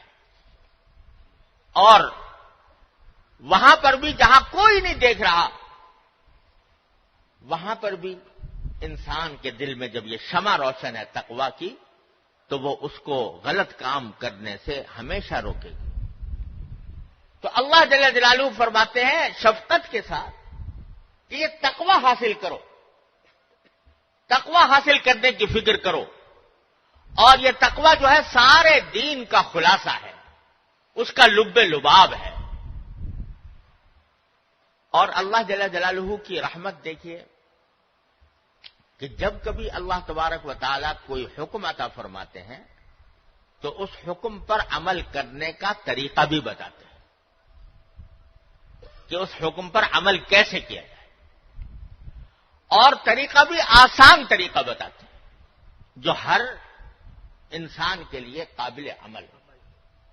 چنانچہ اس آیت کے پہلے ٹکڑے میں تو فرمایا کہ اے ایمان والو تقویٰ اختیار کرو، اور دوسرے جملے میں تقویٰ حاصل کرنے کا طریقہ بتا دیا. وہ کیا ہے؟ وہ کونوا مع الصادقین. تقویٰ حاصل کرنے کا طریقہ یہ ہے کہ جو صادقین ہیں، صادقین کے معنی متقین، اولئک الذین صدقوا واولئک هم المتقون. تو جو صادقین ہیں، یعنی تقویٰ رکھنے والے ہیں، ان کے ساتھ رہ پڑو. یہ میں حضرت حکیم عثمان تھانوی رحمۃ اللہ علیہ کا ترجمہ کر رہا ہوں. حضرت نے ترجمہ کیا وَكُونُوا مَعَ الصَّادِقِينَ کا کہ صادقین کے ساتھ رہ پڑو، صادقین کے ساتھ رہ پڑو. کیا معنی؟ ان کی صحبت اختیار کرو. ان کی صحبت ہی وہ چیز ہے جو تمہارے دل میں بھی تقویٰ کی شمع روشن کرے گی. اللہ اکبر. مجھے حضرت خواجہ عزیز الحسن صاحب مجذوب رحمۃ اللہ علیہ کی ایک بات یاد آئی. ایک مرتبہ حضرت حکیم الامت مولانا تھانوی قدس اللہ تعالی سرہ مجلس میں تشریف فرما تھے، اور اللہ تعالی کی محبت اللہ تعالیٰ کی عظمت دل میں پیدا کرنے کی ضرورت پر کا بیان ہو رہا تھا. تو حضرت خواجہ عزیز الحسن صاحب جو حضرت کے بہت ہی منہ چڑھے خلیفہ تھے، اور کسی کو حضرت کی مجلس میں اتنا بولنے کی تاب نہیں ہوتی تھی جتنا وہ بول لیتے تھے. تو انہوں نے حضرت سے عرض کیا کہ حضرت یہ اللہ تعالیٰ کی محبت حاصل کیسے حاصل ہے؟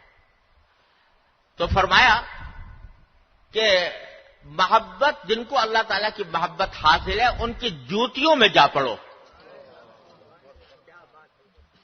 ان کی جوتیوں میں جا پڑو،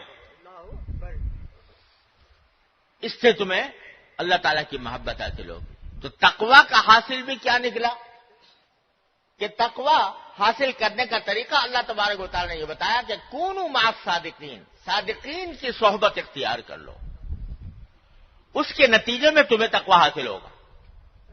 یہ وہ نسخہ ہے جو ہم سب کے لیے ہے، عالم ہو، جاہل ہو، ان پڑھ ہو، تعلیم یافتہ ہو، کوئی آدمی ہو، اس کو دین کی طرف، دین کے اوپر لانے کا اور تقویٰ اس کے میں پیدا کرنے کا واحد طریقہ یہ ہے کہ متقی لوگوں کی صحبت اختیار کر لو. دیکھیے اللہ تبارک و تعالی نے انسانوں کی ہدایت کے لیے 2 سلسلے جاری فرمائے ہیں ابتدائے آفرینی سے. ایک کتاب اللہ اور ایک رجال اللہ، یعنی ایک طرف کتابیں نازل فرمائی، آسمانی کتابیں، تورات، زبور، انجیل اور خاتمۃ الکتب قرآن کریم، اور دوسری طرف رجال اللہ، یعنی اللہ کے وہ بندے جو اس کتاب پر عمل پیرا ہیں، ان کا ایک سلسلہ جاری فرمایا. انبیاء کرام علیہم السلام، اس کے بعد صحابہ کرام، اس کے بعد تابعین، اس کے بعد تبع تابعین، بزرگان دین، اولیاء کرام، یہ سارا کا سارا سلسلہ ہے رجال اللہ کا. اور آپ نے دیکھا ہوگا، کہا جاتا ہے اور درست کہا جاتا ہے کہ سارے قرآن کریم کا خلاصہ سورہ فاتحہ میں ہے. سورہ فاتحہ پورے قرآن کریم کا لب لباب ہے. کیوں ہے؟ اس کی وجہ عام طور سے یہ بیان کی جاتی ہے کہ اس میں دعا ہے اہدنا الصراط المستقیم، یا اللہ ہمیں صراط مستقیم کی ہدایت عطا فرما. اور صراط مستقیم سارے قرآن کا خلاصہ ہے، کیونکہ قرآن کا جو بھی حکم ہے وہ صراط مستقیم پر لانے کے لیے. تو اللہ تعالیٰ نے یہ دعا سکھائی ہمیں اور آپ کو کہ اہدنا الصراط المستقیم، اے اللہ ہمیں صراط مستقیم کی ہدایت عطا فرما. اب وہ صراط مستقیم کیا ہے، اس کو اللہ تعالیٰ نے جو آگے بیان فرمایا وہ کس طرح، صراط الذین انعمت علیہم، یعنی راستہ ان لوگوں کا جن پر اے اللہ آپ نے انعام فرمایا، جس کی تفصیل دوسری جگہ فرمائی اولئک الذین انعم اللہ علیہم من النبیین والصدیقین والشہداء والصالحین. تو جب صراط مستقیم کی تعریف کرنے پر آئے اللہ تبارک و تعالی، تو یہ نہیں فرمایا صراط القرآن، یہ نہیں فرمایا صراط الکتاب، بلکہ فرمایا صراط الذین انعمت علیہم. بتلا دیا کہ کتاب تو تمہیں دے رہے ہیں، ہدایت والی کتاب آگے آ رہی ہے، لیکن اس کتاب پر عمل اس وقت تک نہیں ہوگا جب تک کہ الذین انعمت علیہم کے ساتھ اپنے آپ کو وابستہ نہیں کرو گے. جب تک ان کے ساتھ اپنے آپ کو وابستہ نہیں کرو گے، ان سے دین کو نہیں سیکھو گے، ان کی طرز عمل کو نہیں دیکھو گے، ان کی صحبت میں نہیں رہو گے، اس وقت تک اس کتاب پر ٹھیک ٹھیک عمل کرنے کا سلیقہ تمہیں نہیں آئے گا. اور مثبت طریقے سے بھی نام لیا تو رجال کا نام لیا، صراط الذین انعمت علیہم. منفی طریقے سے نام لیا تو بھی رجال کا لیا، غیر المغضوب علیہم ولا الضالین، یعنی ان کا راستہ نہیں جن پر اللہ آپ کا غضب ہوا، ان کا راستہ نہیں جو گمراہ ہوئے، بلکہ راستہ ان کا جن پر اے اللہ آپ نے انعام فرمایا. تو دونوں باتیں بتا دی کہ ایک تو اس قرآن پر صحیح عمل اس وقت ہوگا جب تم قرآن پر عمل کرنے والوں کے ساتھی بن جاؤ گے اور ایسے لوگوں کی صحبت سے پرہیز کرو گے جن پر یا تو اللہ کا غضب ہے یا جو گمراہی کے راستے میں بھٹکے ہوئے ہیں. تو سارا سورہ فاتحہ میں سارے قرآن کا خلاصہ اللہ تبارک و تعالی نے جو بیان فرمایا تو اہدنا الصراط المستقیم تو ایک آیت ہے اور تشریح اس کی 2 آیتوں میں ہے. صراط الذین انعمت علیہم غیر المغضوب علیہم ولا الضالین. اس سے ہمیں اللہ تبارک و تعالی نے یہ سبق عطا فرمایا کہ دین کو اگر سمجھنا ہے تو اور دین پر عمل کرنا ہے تو اس کے لیے ہم نے تمہارے واسطے رجال اللہ کا سلسلہ جاری کیا ہے.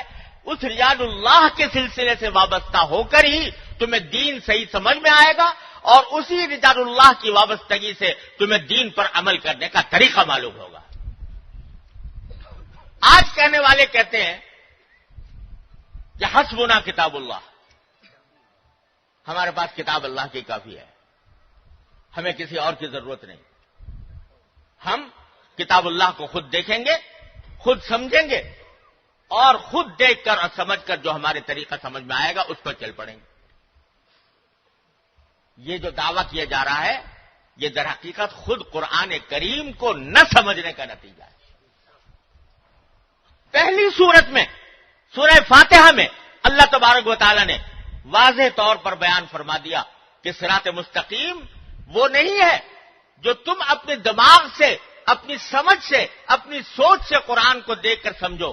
صراط مستقیم وہ ہے جس پر اللہ کے انعام منعم شدہ بندے کار بن رہے ہوں. اور کیا فرمایا؟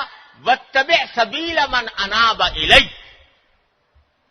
ان لوگوں کا راستہ اپناؤ، ان لوگوں کے پیچھے چلو جو مجھ سے رجوع کرنے والے ہیں.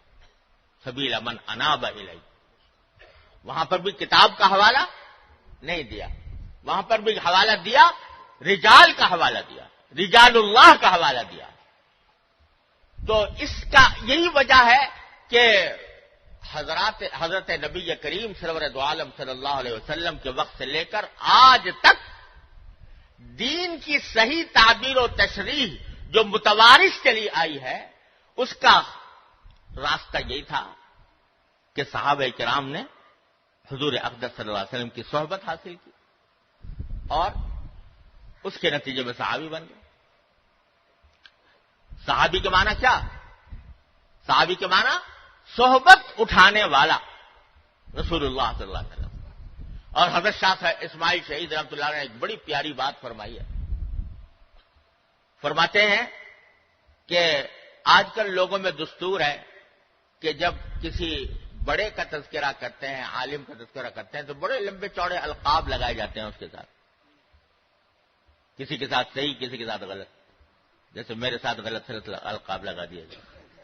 لیکن کسی کو امام کہا جاتا ہے، کسی کو فقیہ کہا جاتا ہے، کسی کو محدث کہا جاتا ہے، کسی کو قطب دوراں کہا جاتا ہے. خدا جانے کیا کیا القاب و آداب لوگوں نے بنا رکھے ہیں. لیکن آپ نے دیکھا ہوگا کہ حضرات صحابہ کرام رضی اللہ تعالیٰ عنہ اجمعین کو جب ذکر ہوتا ہے تو وہاں کوئی لقب نہیں لگاتا، کوئی امام ابو بکر نہیں کہتا، کوئی فخر المحدثین عمر بن خطاب نہیں کہتا، کوئی شیخ الاسلام عثمان بن عفان نہیں کہتا. وہاں کوئی لقب نہیں لگاتا. کیوں نہیں لگاتے؟ بھئی بعد کے آنے والے جو ہیں ان کے ساتھ تو لمبے چوڑے لقب لگا رہے ہیں، اور جو صحابی وہ ہیں کہ وہ صحابہ کرام کے مرتبے کو کوئی بڑے سے بڑا ولی نہیں پہنچ سکتا. حضرت عبداللہ بن مبارک رحمۃ اللہ علیہ سے پوچھا گیا کہ حضرت معاویہ افضل تھے یا عمر بن عبدالعزیز افضل تھے؟ تو جواب میں فرمایا کہ تراب فی انف معاویہ خیر من الف عمر بن عبدالعزیز. معاویہ کی ناک میں جو مٹی حضور اقدس صلی اللہ علیہ وسلم کی صحبت میں گئی تھی وہ 1000 عمر بن عبدالعزیز سے افضل ہے. تو صحابی کو تو کوئی نہیں پہنچ سکتا، لیکن بعد کے لوگوں کے تو لمبے چوڑے القاب لگا رکھے ہیں اور صحابہ کے ساتھ کوئی لقب نہیں؟ کیا وجہ ہے؟ تو حضرت شاہ صاحب فرماتے ہیں کہ ارے وہ صحابہ کرام کو جب صحابی کہہ دیا تو ان کو کسی لقب وقب کی ضرورت نہیں. یہ القاب و آداب تو یہ ان لوگوں کے لیے ہے جن میں اپنی ذات میں کوئی خوبی نہیں تھی تو اس واسطے دکھا دکھا کر اس کے ساتھ القاب لگا دیے گئے. اور وہ جو فارسی میں مصرع مشہور ہے کہ حاجت مشاطنیس روئے دل آرام را، جس کا چہرہ خوبصورت ہو اس کو سنگار پٹار کی ضرورت نہیں ہوتی، اس کو زیب و زینت کی ضرورت نہیں ہوتی، وہ بغیر سنگار کے بھی خوبصورت ہو. تو جب کسی کو کہہ دیا کہ یہ صحابی ہے تو سبھی کچھ کہہ دیا. پھر وہ محدث بھی ہے، پھر وہ مفسر بھی ہے، وہ شیخ الاسلام بھی ہے، وہ سبھی کچھ ہے. جب اس کو صحابی کہہ دیا، صحابہ کا یہ مقام کس چیز سے پیدا ہوا؟ صحبت. نبی کریم سرور دو عالم صلی اللہ علیہ وسلم کی صحبت نصیب ہوئی، اس نے ان کو صحابی بنا دیا. صحابی بنانے کے معنی جامع الکمالات بنا دیا. اور پھر ان صحابہ نے تابعین کی تعلیم دی، ان کی تربیت کی، وہ تابعین بن گئے. تابعین کے بعد تبع تابعین آئے، وہ تبع تابعین بن گئے. یہ سلسلہ روز اول سے اسی طرح چلا آ رہا ہے اور انشاءاللہ قیامت تک اسی طرح جاری رہے گا. بیچ میں پتہ نہیں کتنے دانشور اٹھے ہیں اس پورے 1400 سال کے دوران، جنہوں نے یہی نعرہ لگایا کہ حسبنا کتاب اللہ، ہمیں رجال اللہ کی ضرورت نہیں، ہم تو کتاب اللہ کے پیرو ہیں اور کتاب ہی کی کو سمجھ کر کریں گے. اور اس کے نتیجے میں طرح طرح کے نظریات نے جنم لیا. معتزلہ پیدا ہو گئے، خوارج پیدا ہو گئے، کرامیہ پیدا ہو گئے، جہمیہ پیدا ہو گئے، قدریہ پیدا ہو گئے، جبریہ پیدا ہو گئے. اگر فرقوں کی تاریخ اٹھا کر دیکھو مسلمانوں کے عہد میں تو سینکڑوں فرقے پیدا ہوئے. وہ سب فرقے کیا تھے؟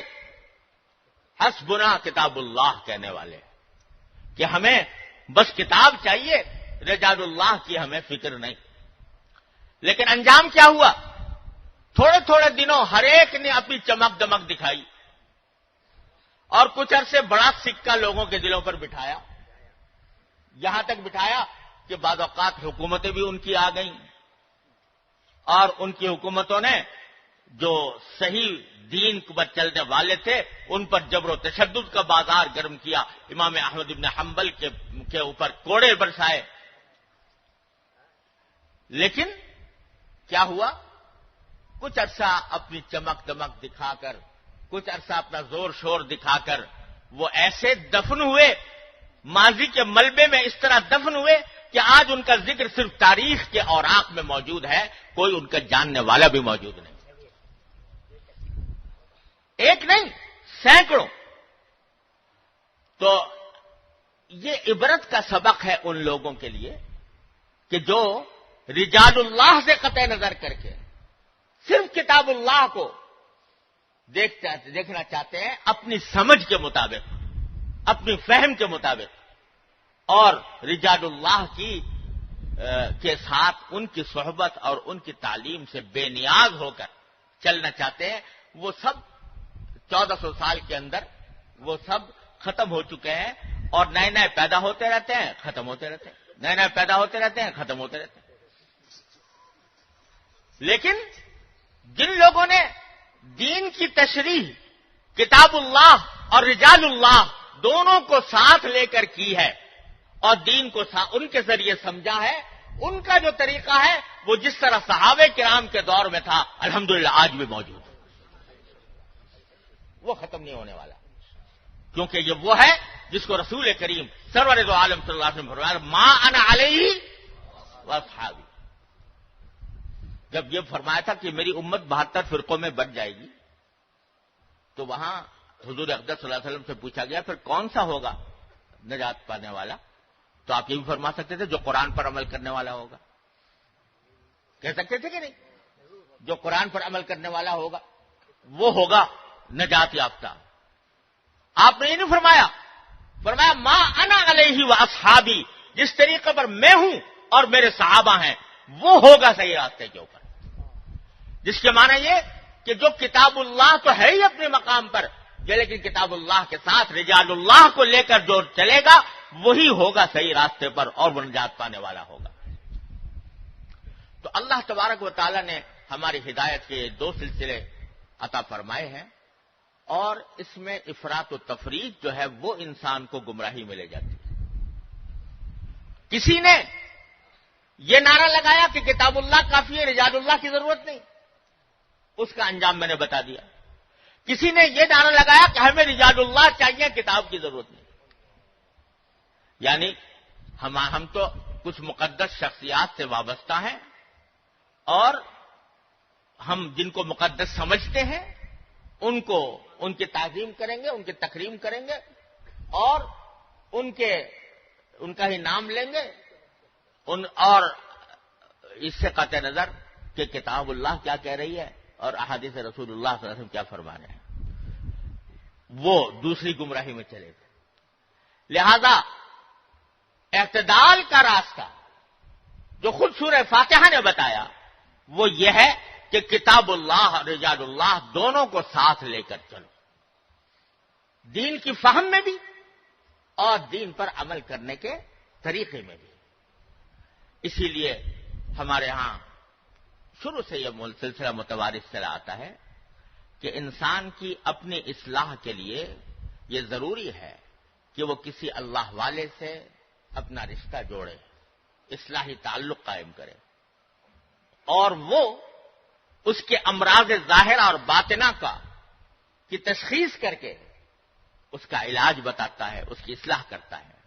یہ جو نبی کریم سرور عالم صلی اللہ علیہ وسلم کے فرائض منصبی میں فرمایا گیا وَيُزَكِّيهِمْ، آپ اس لیے آئے ہیں تاکہ ان کا تزکیہ کریں، یعنی ان کو پاک صاف بنائیں. صرف تعلیم کتاب و حکمت پر اکتفا نہیں، بلکہ تعلیم دے دی، یعنی یتلو علیہم آیاتی، قرآن کریم کی آیتیں تلاوت فرما دی، یعلمہم الکتاب، کتاب کی تعلیم دے دی، حکمت والحکمہ، حکمت کی تعلیم دے دی. فرمایا اس پر بھی بس نہیں بلکہ وَيُزَكِّيهِمْ. اب ایک اور چیز کی ضرورت ہے ساری تعلیم حاصل کرنے کے بعد، وہ کیا ہے کہ ان کے اخلاق کا تزکیہ کیا جائے. یعنی علم تو بے شک حاصل ہو گیا، لیکن علم حاصل کرنا تنہا کافی نہیں جب تک کہ کسی اللہ والے کی صحبت میں رہ کر اس علم کو اپنی زندگی میں رچایا بسایا نہ جائے. اور اسی کو حضرت حکیم علماء تعبیر فرمایا کہ کسی اللہ والے کی جوتیوں میں جا پڑو. اور یہ جو کہا نا جوتیوں میں جا پڑو، یہ ایسی فضول نہیں کہہ دیا.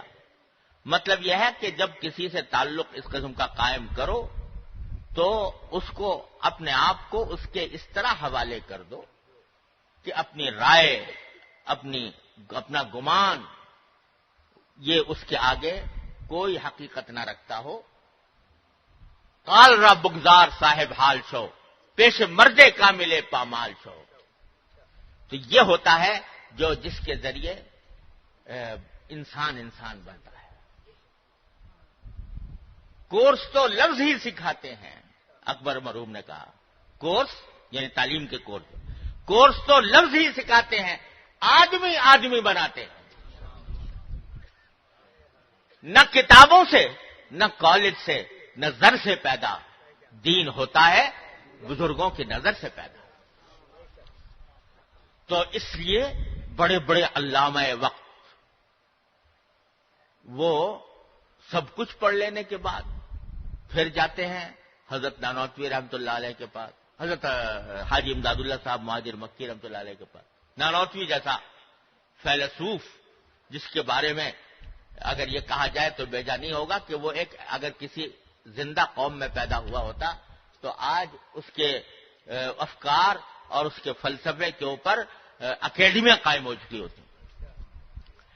لیکن وہ حاجی امداد اللہ صاحب مہاجر مکی رحمۃ اللہ علیہ کے پاس جا رہے ہیں اپنی اصلاح کرانے کے لیے، اپنے امراض باطنہ کے علاج کے لیے، اور تقویٰ کی صحیح کیفیت حاصل کرنے کے لیے کہ تاکہ وہاں سے یہ نسبت حاصل ہو اس لیے جاتے تھے کونو مع الصادقین پر عمل کرنے کے لیے، رہ پڑو صادقین کے ساتھ اور ان سے اپنی اصلاح کراؤ، کیونکہ تزکیہ جس چیز کا نام ہے یعنی پاک صاف بنانا، وہ ظاہری پاکی یہ طہارت والی اور چیز ہوتی ہے، یعنی بدن کی پاکی، وہ ہے دل کی پاکی، کہ دل میں حسد نہ آئے، کسی سے بغض نہ آئے، جس میں دل میں تکبر نہ آئے، ریاکاری نہ آئے۔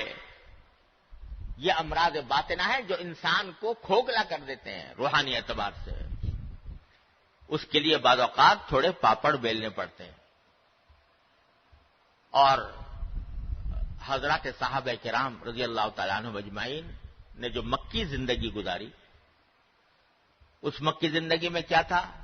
کفار کا ظلم و ستم برداشت کر رہے تھے، تپتی ہوئی ریت پر لٹایا جا رہا ہے اور کوڑے برسائے جا رہے ہیں، پاؤں میں زنجیریں ڈال دی گئی ہیں، یہ سارا ظلم و ستم ہو رہا تھا، لیکن اللہ تعالیٰ کی طرف سے حکم یہ تھا قرآن کریم میں اس وقت کہ خبردار کسی بھی ظلم کا جواب نہ دینا، کسی بھی ظلم کا جواب نہ دینا، ہتھیار اٹھانے کی اجازت نہیں تھی۔ کیوں نہیں تھی؟ ارے بھائی کم از کم اتنا تو کر سکتے تھے کہ اگر وہ 10 مرتبہ مار رہے ہیں تو یہ 2 مرتبہ مار دیتے ہو، کسی اپنے مخالف کو، اپنے دشمن کو کے اوپر کچھ ہاتھ اٹھا سکتے تھے، اپنی استطاعت کی حد تک وہ اپنا بچاؤ کر سکتے تھے، لیکن حکم ہے کہ نہیں، مار کھاتے جاؤ اور پٹتے جاؤ، ہاتھ نہ مت اٹھانا۔ یہ پورا 13 سال کا عرصہ جو مکہ مکرمہ میں گزرا، اس میں کوئی ہاتھ اٹھانے کی، ہتھیار اٹھانے کی اجازت نہیں تھی۔ حضرات علماء کرام نے فرمایا کہ اس کی حکمت یہ تھی کہ اس دار زمانے میں ان کو ایک زبردست مجاہدے سے گزارا جا رہا تھا۔ اس مجاہدے کے اندر اپنے نفس کا جو بت ہے وہ توڑا جا رہا تھا، اس میں تکبر ختم ہو رہا تھا، اس میں عجب ختم ہو رہا تھا، اس میں فنائیت آ رہی تھی، اس میں عبدیت آ رہی تھی، اس میں تواضع آ رہی تھی۔ جب 13 سال مجاہدوں کی چکی میں پسنے کے بعد اخلاق کا تزکیہ ہو گیا، اب ان کو مدینہ منورہ کی ریاست حوالے کی گئی۔ تو در حقیقت ہر شخص کو اپنے ان باطنی امراض کا علاج کرنے کے لیے ضرورت ہوتی ہے ایک خاص طریقے سے گزرنے کی، جس کے لیے فرمایا گیا کہ کونوا مع الصادقین، ان کے ساتھ رہو، ان کی صحبت اٹھاؤ۔ تو میں جیسے عرض کر رہا تھا، یہ نسخہ میرے لیے، آپ کے لیے، ہر شخص کے لیے ہے، چاہے وہ عالم ہو، جاہل ہو، تعلیم یافتہ ہو، تعلیم یافتہ نہ ہو، کیسا بھی انسان ہو، راستہ اس کا یہ ہے کہ کسی اللہ والے سے، کسی متبع سنت بزرگ سے رابطہ قائم کرے اور رابطہ قائم کر کے اس سے اپنی اصلاح کرانے کی کوشش کرے، اسی سے تقویٰ حاصل ہوگا۔ اب یہاں ایک سوال کا اور جواب دے دوں۔ بعض اوقات دلوں میں یہ سوال پیدا ہوتا ہے کہ بھئی کہاں سے لائیں وہ اللہ والا؟ کہنے والا تو کہہ گیا کہ خدا بندہ یہ تیرے سادہ دل بندے کدھر جائیں کہ سلطانی بھی عیاری ہے، کہ درویشی بھی عیاری ہے، سلطانی بھی عیاری۔ تو جائیں کہاں، کس کے پاس جا کر اصلاح کرائیں؟ تو میرے والد ماجد حضرت مولانا مفتی محمد شفیع صاحب قدس اللہ تعالی سرہ اس کے جواب میں فرمایا کرتے تھے کہ ارے بھائی، پہلی بات تو یہ ہے کہ آج لوگ یہ کہتے ہیں کہ بھئی کہاں سے لائیں، وہ اس لیے کہتے ہیں کہ خود عمل کے کس اسفل السافلین میں ہوں، لیکن اپنے لیے شیخ چاہتے ہیں جنید بغدادی اور شیخ عبد القادر جیلانی۔ یعنی جب شیخ کی تلاش کرنے کا وقت آتا ہے تو چاہتے ہیں کہ ہمیں شیخ عبد القادر جیلانی زندہ ہو کے آ جائے تو ہم ان سے اصلاح کرائیں گے، اور جنید بغدادی زندہ ہو کے آ جائیں تو ان سے اصلاح کرائیں گے۔ تو اس معیار پر تلاش کرتے ہیں جو ان بزرگوں کا معیار تھا، ان اولیاء کرام کا معیار تھا۔ حضرت بھائی صاحب فرماتے ہیں ارے بھائی جیسی روح ویسے فرشتے، تم جیسے ہو تو تمہاری اصلاح کے لیے الحمدللہ ہر دور میں مل جائیں گے. اور اس کی دلیل امام راضی رحمۃ اللہ علیہ نے اپنی تفسیر کبیر میں فرمائی ہے اسی آیت کے تحت، کہ جو اللہ تعالی نے فرمایا کہ صادقین کے ساتھ ہو جاؤ. حضرت امام راضی رحمۃ اللہ علیہ اس کی تفسیر میں فرماتے ہیں کہ اس سے معلوم ہوتا ہے کہ صادقین قیامت تک باقی رہیں گے. کیوں؟ اس لیے کہ اللہ تعالیٰ کسی ایسی بات کا حکم نہیں دے سکتے جس پر عمل کرنا انسان کے بس سے باہر ہو. تو اگر یہ کہا جائے کہ اللہ تعالیٰ کہہ تو رہے ہیں کہ صادقین کے ساتھی بن جاؤ، لیکن صادقین اللہ میں نے ختم ہی کر دیے دنیا سے، تو پھر گویا اللہ نے ایک ایسی بات کا مکلف فرما دیا جو انسان کی طاقت سے باہر ہے، جو اللہ جل جلالہ سے ممکن نہیں. لہذا صادقی امام راضی فرماتے ہیں یہ آیت پیشین گوئی ہے اس بات کی کہ صادقین قیامت تک باقی رہیں گے. البتہ ظاہر ہے کہ معیار کا فرق ہوتا رہتا ہے. خیر القرون قرنی ثم الذین یلونہم ثم الذین یلونہم، فرق تو ہوتا رہتا ہے. اب تم تو ہو آخر القرون کے اندر اور کہتے مجھے شیخ چاہیے خیر القرون کا، اس کے بغیر میں کسی کو مانوں گا نہیں. تو پھر وہ تو کبھی ملے گا بھی نہیں. جس قرن میں تم ہو اس قرن کے معیار کے مطابق صادقین انشاءاللہ موجود رہیں گے. ہاں تلاش کرنے کی بات، تلاش کرنے کی بات. اور اس پر پھر حضرت والد ماجد رحمۃ اللہ ایک بات فرمایا کرتے تھے کہ ارے بھائی آج ملاوٹ کا دور ہے، کوئی آٹا خالص نہیں ملتا، گھی خالص نہیں ملتا، تیل خالص نہیں ملتا، دودھ خالص نہیں ملتا، ملاوٹیں ہیں. لیکن جب کبھی خالص چیز تلاش کرنا چاہتے ہو تو خوب تلاش جستجو کر کے پتہ لگاتے ہو کہ فلاں جگہ فلاں دکان پر خالص گھی ملتا ہے اور فلاں دکان کے اوپر خالص آٹا ملتا ہے. تلاش کرنے سے مل جاتا ہے. ایسا نہیں ہوا کہ بھئی کہہ کے بیٹھ گئے ہو کہ بھئی ملاوٹ کا زمانہ ہے، آج کل تو خالص چیز ملتی نہیں، خالص آٹا نہیں ملتا، تو اب آٹا نہیں کھائیں گے، بھوس کھا لیا کریں گے. کوئی آدمی ایسا نہیں کرتا، بلکہ تلاش کرتا ہے، جستجو کرتا ہے، اللہ تبارک و تعالیٰ عطا فرما دیتے ہیں. تو فرماتے ہیں بھائی ایسے ہی شیخ بھی خالص نہیں ملتا، تو لیکن اگر تلاش کرنے والے کو مل جاتا ہے اور ضرور ملے گا، بشرطے کہ یہ تک. میں والد ماجد تو ایک مرتبہ فرمانے لگے، ایک صاحب ان سے کہنے لگے حضرت والد صاحب رحمۃ اللہ علیہ سے کہ حضرت زمانہ ایسا آ گیا ہے کہ کوئی ملتا ہی نہیں، کہاں جا کے بیٹھے ہیں کسی کے پاس، کس کی صحبت اختیار کریں. تو حضرت والد صاحب نے فرمایا کہ تمہیں اور کوئی نہیں ملتا تو اپنے مسجد کے مؤذن کے پاس جا کر بیٹھا کرو، اس سے فائدہ ہوگا تمہیں.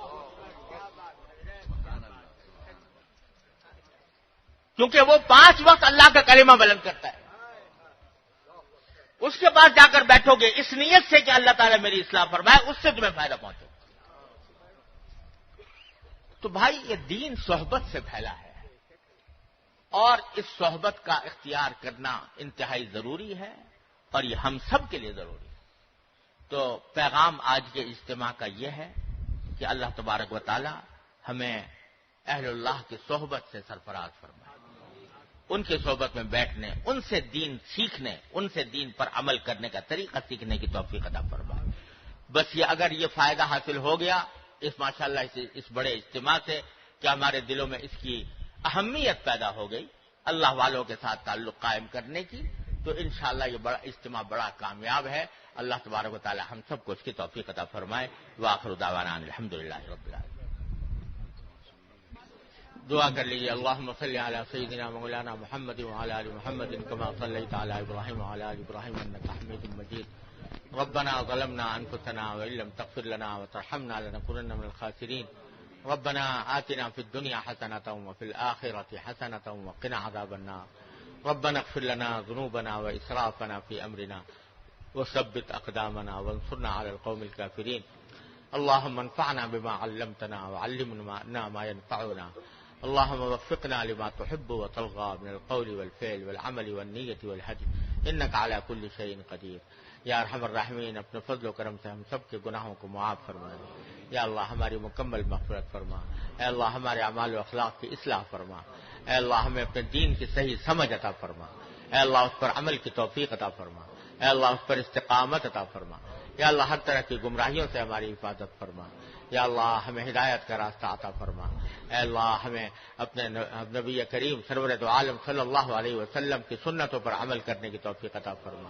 اے اللہ اپنے رحمت سے تمام حاضرین کو ان کے تمام جائز مقاصد میں کامیابی عطا فرما۔ یا اللہ سب کی دلی مرادیں اپنے فضل و کرم سے پوری فرما، سب کی مشکلات کو آسان فرما، سب کی پریشانیوں کو دور فرما۔ اے اللہ یا ارحم الراحمین، جو لوگ محض دین کی محبت کی خاطر دور دور سے اے اللہ اس اجتماع میں تشریف لائے، اے اللہ ان کے آنے کو قبول فرما لیجیے، ان کو جزائے خیر عطا فرمائیے۔ اے اللہ ان کو بہترین صلہ دنیا اور آخرت میں عطا فرمائیے۔ اے اللہ تمام حاضرین کے اوپر اپنی رحمت اور برکت نازل فرمائیے۔ یا اللہ ہم سب کو دین و دنیا کی صلاح و فلاح عطا فرمائیے۔ یا اللہ جن جن لوگوں نے ہم سے دعا کی فرمائش کی ہے، اے اللہ آپ ان سب کی دلی مرادوں سے واقف ہیں، اے اللہ اپنی رحمت سے ان سب کی دلی مرادوں کو پورا فرما دیجیے۔ اللہم انا نسألک من خیر ما سألک منہ عبدک و نبیک سیدنا محمد صلی اللہ علیہ وسلم ونعوذ بک من شر ما استعاذک منہ عبدک و نبیک سیدنا محمد صلی اللہ علیہ وسلم۔ ربنا تقبل منا انک انت السمیع العلیم وتب علینا انک انت التواب الرحیم، وصلی اللہ تعالی علی خیر خلقہ سیدنا محمد وعلی آلہ واصحابہ اجمعین، آمین برحمتک یا ارحم۔ حاضرین کرام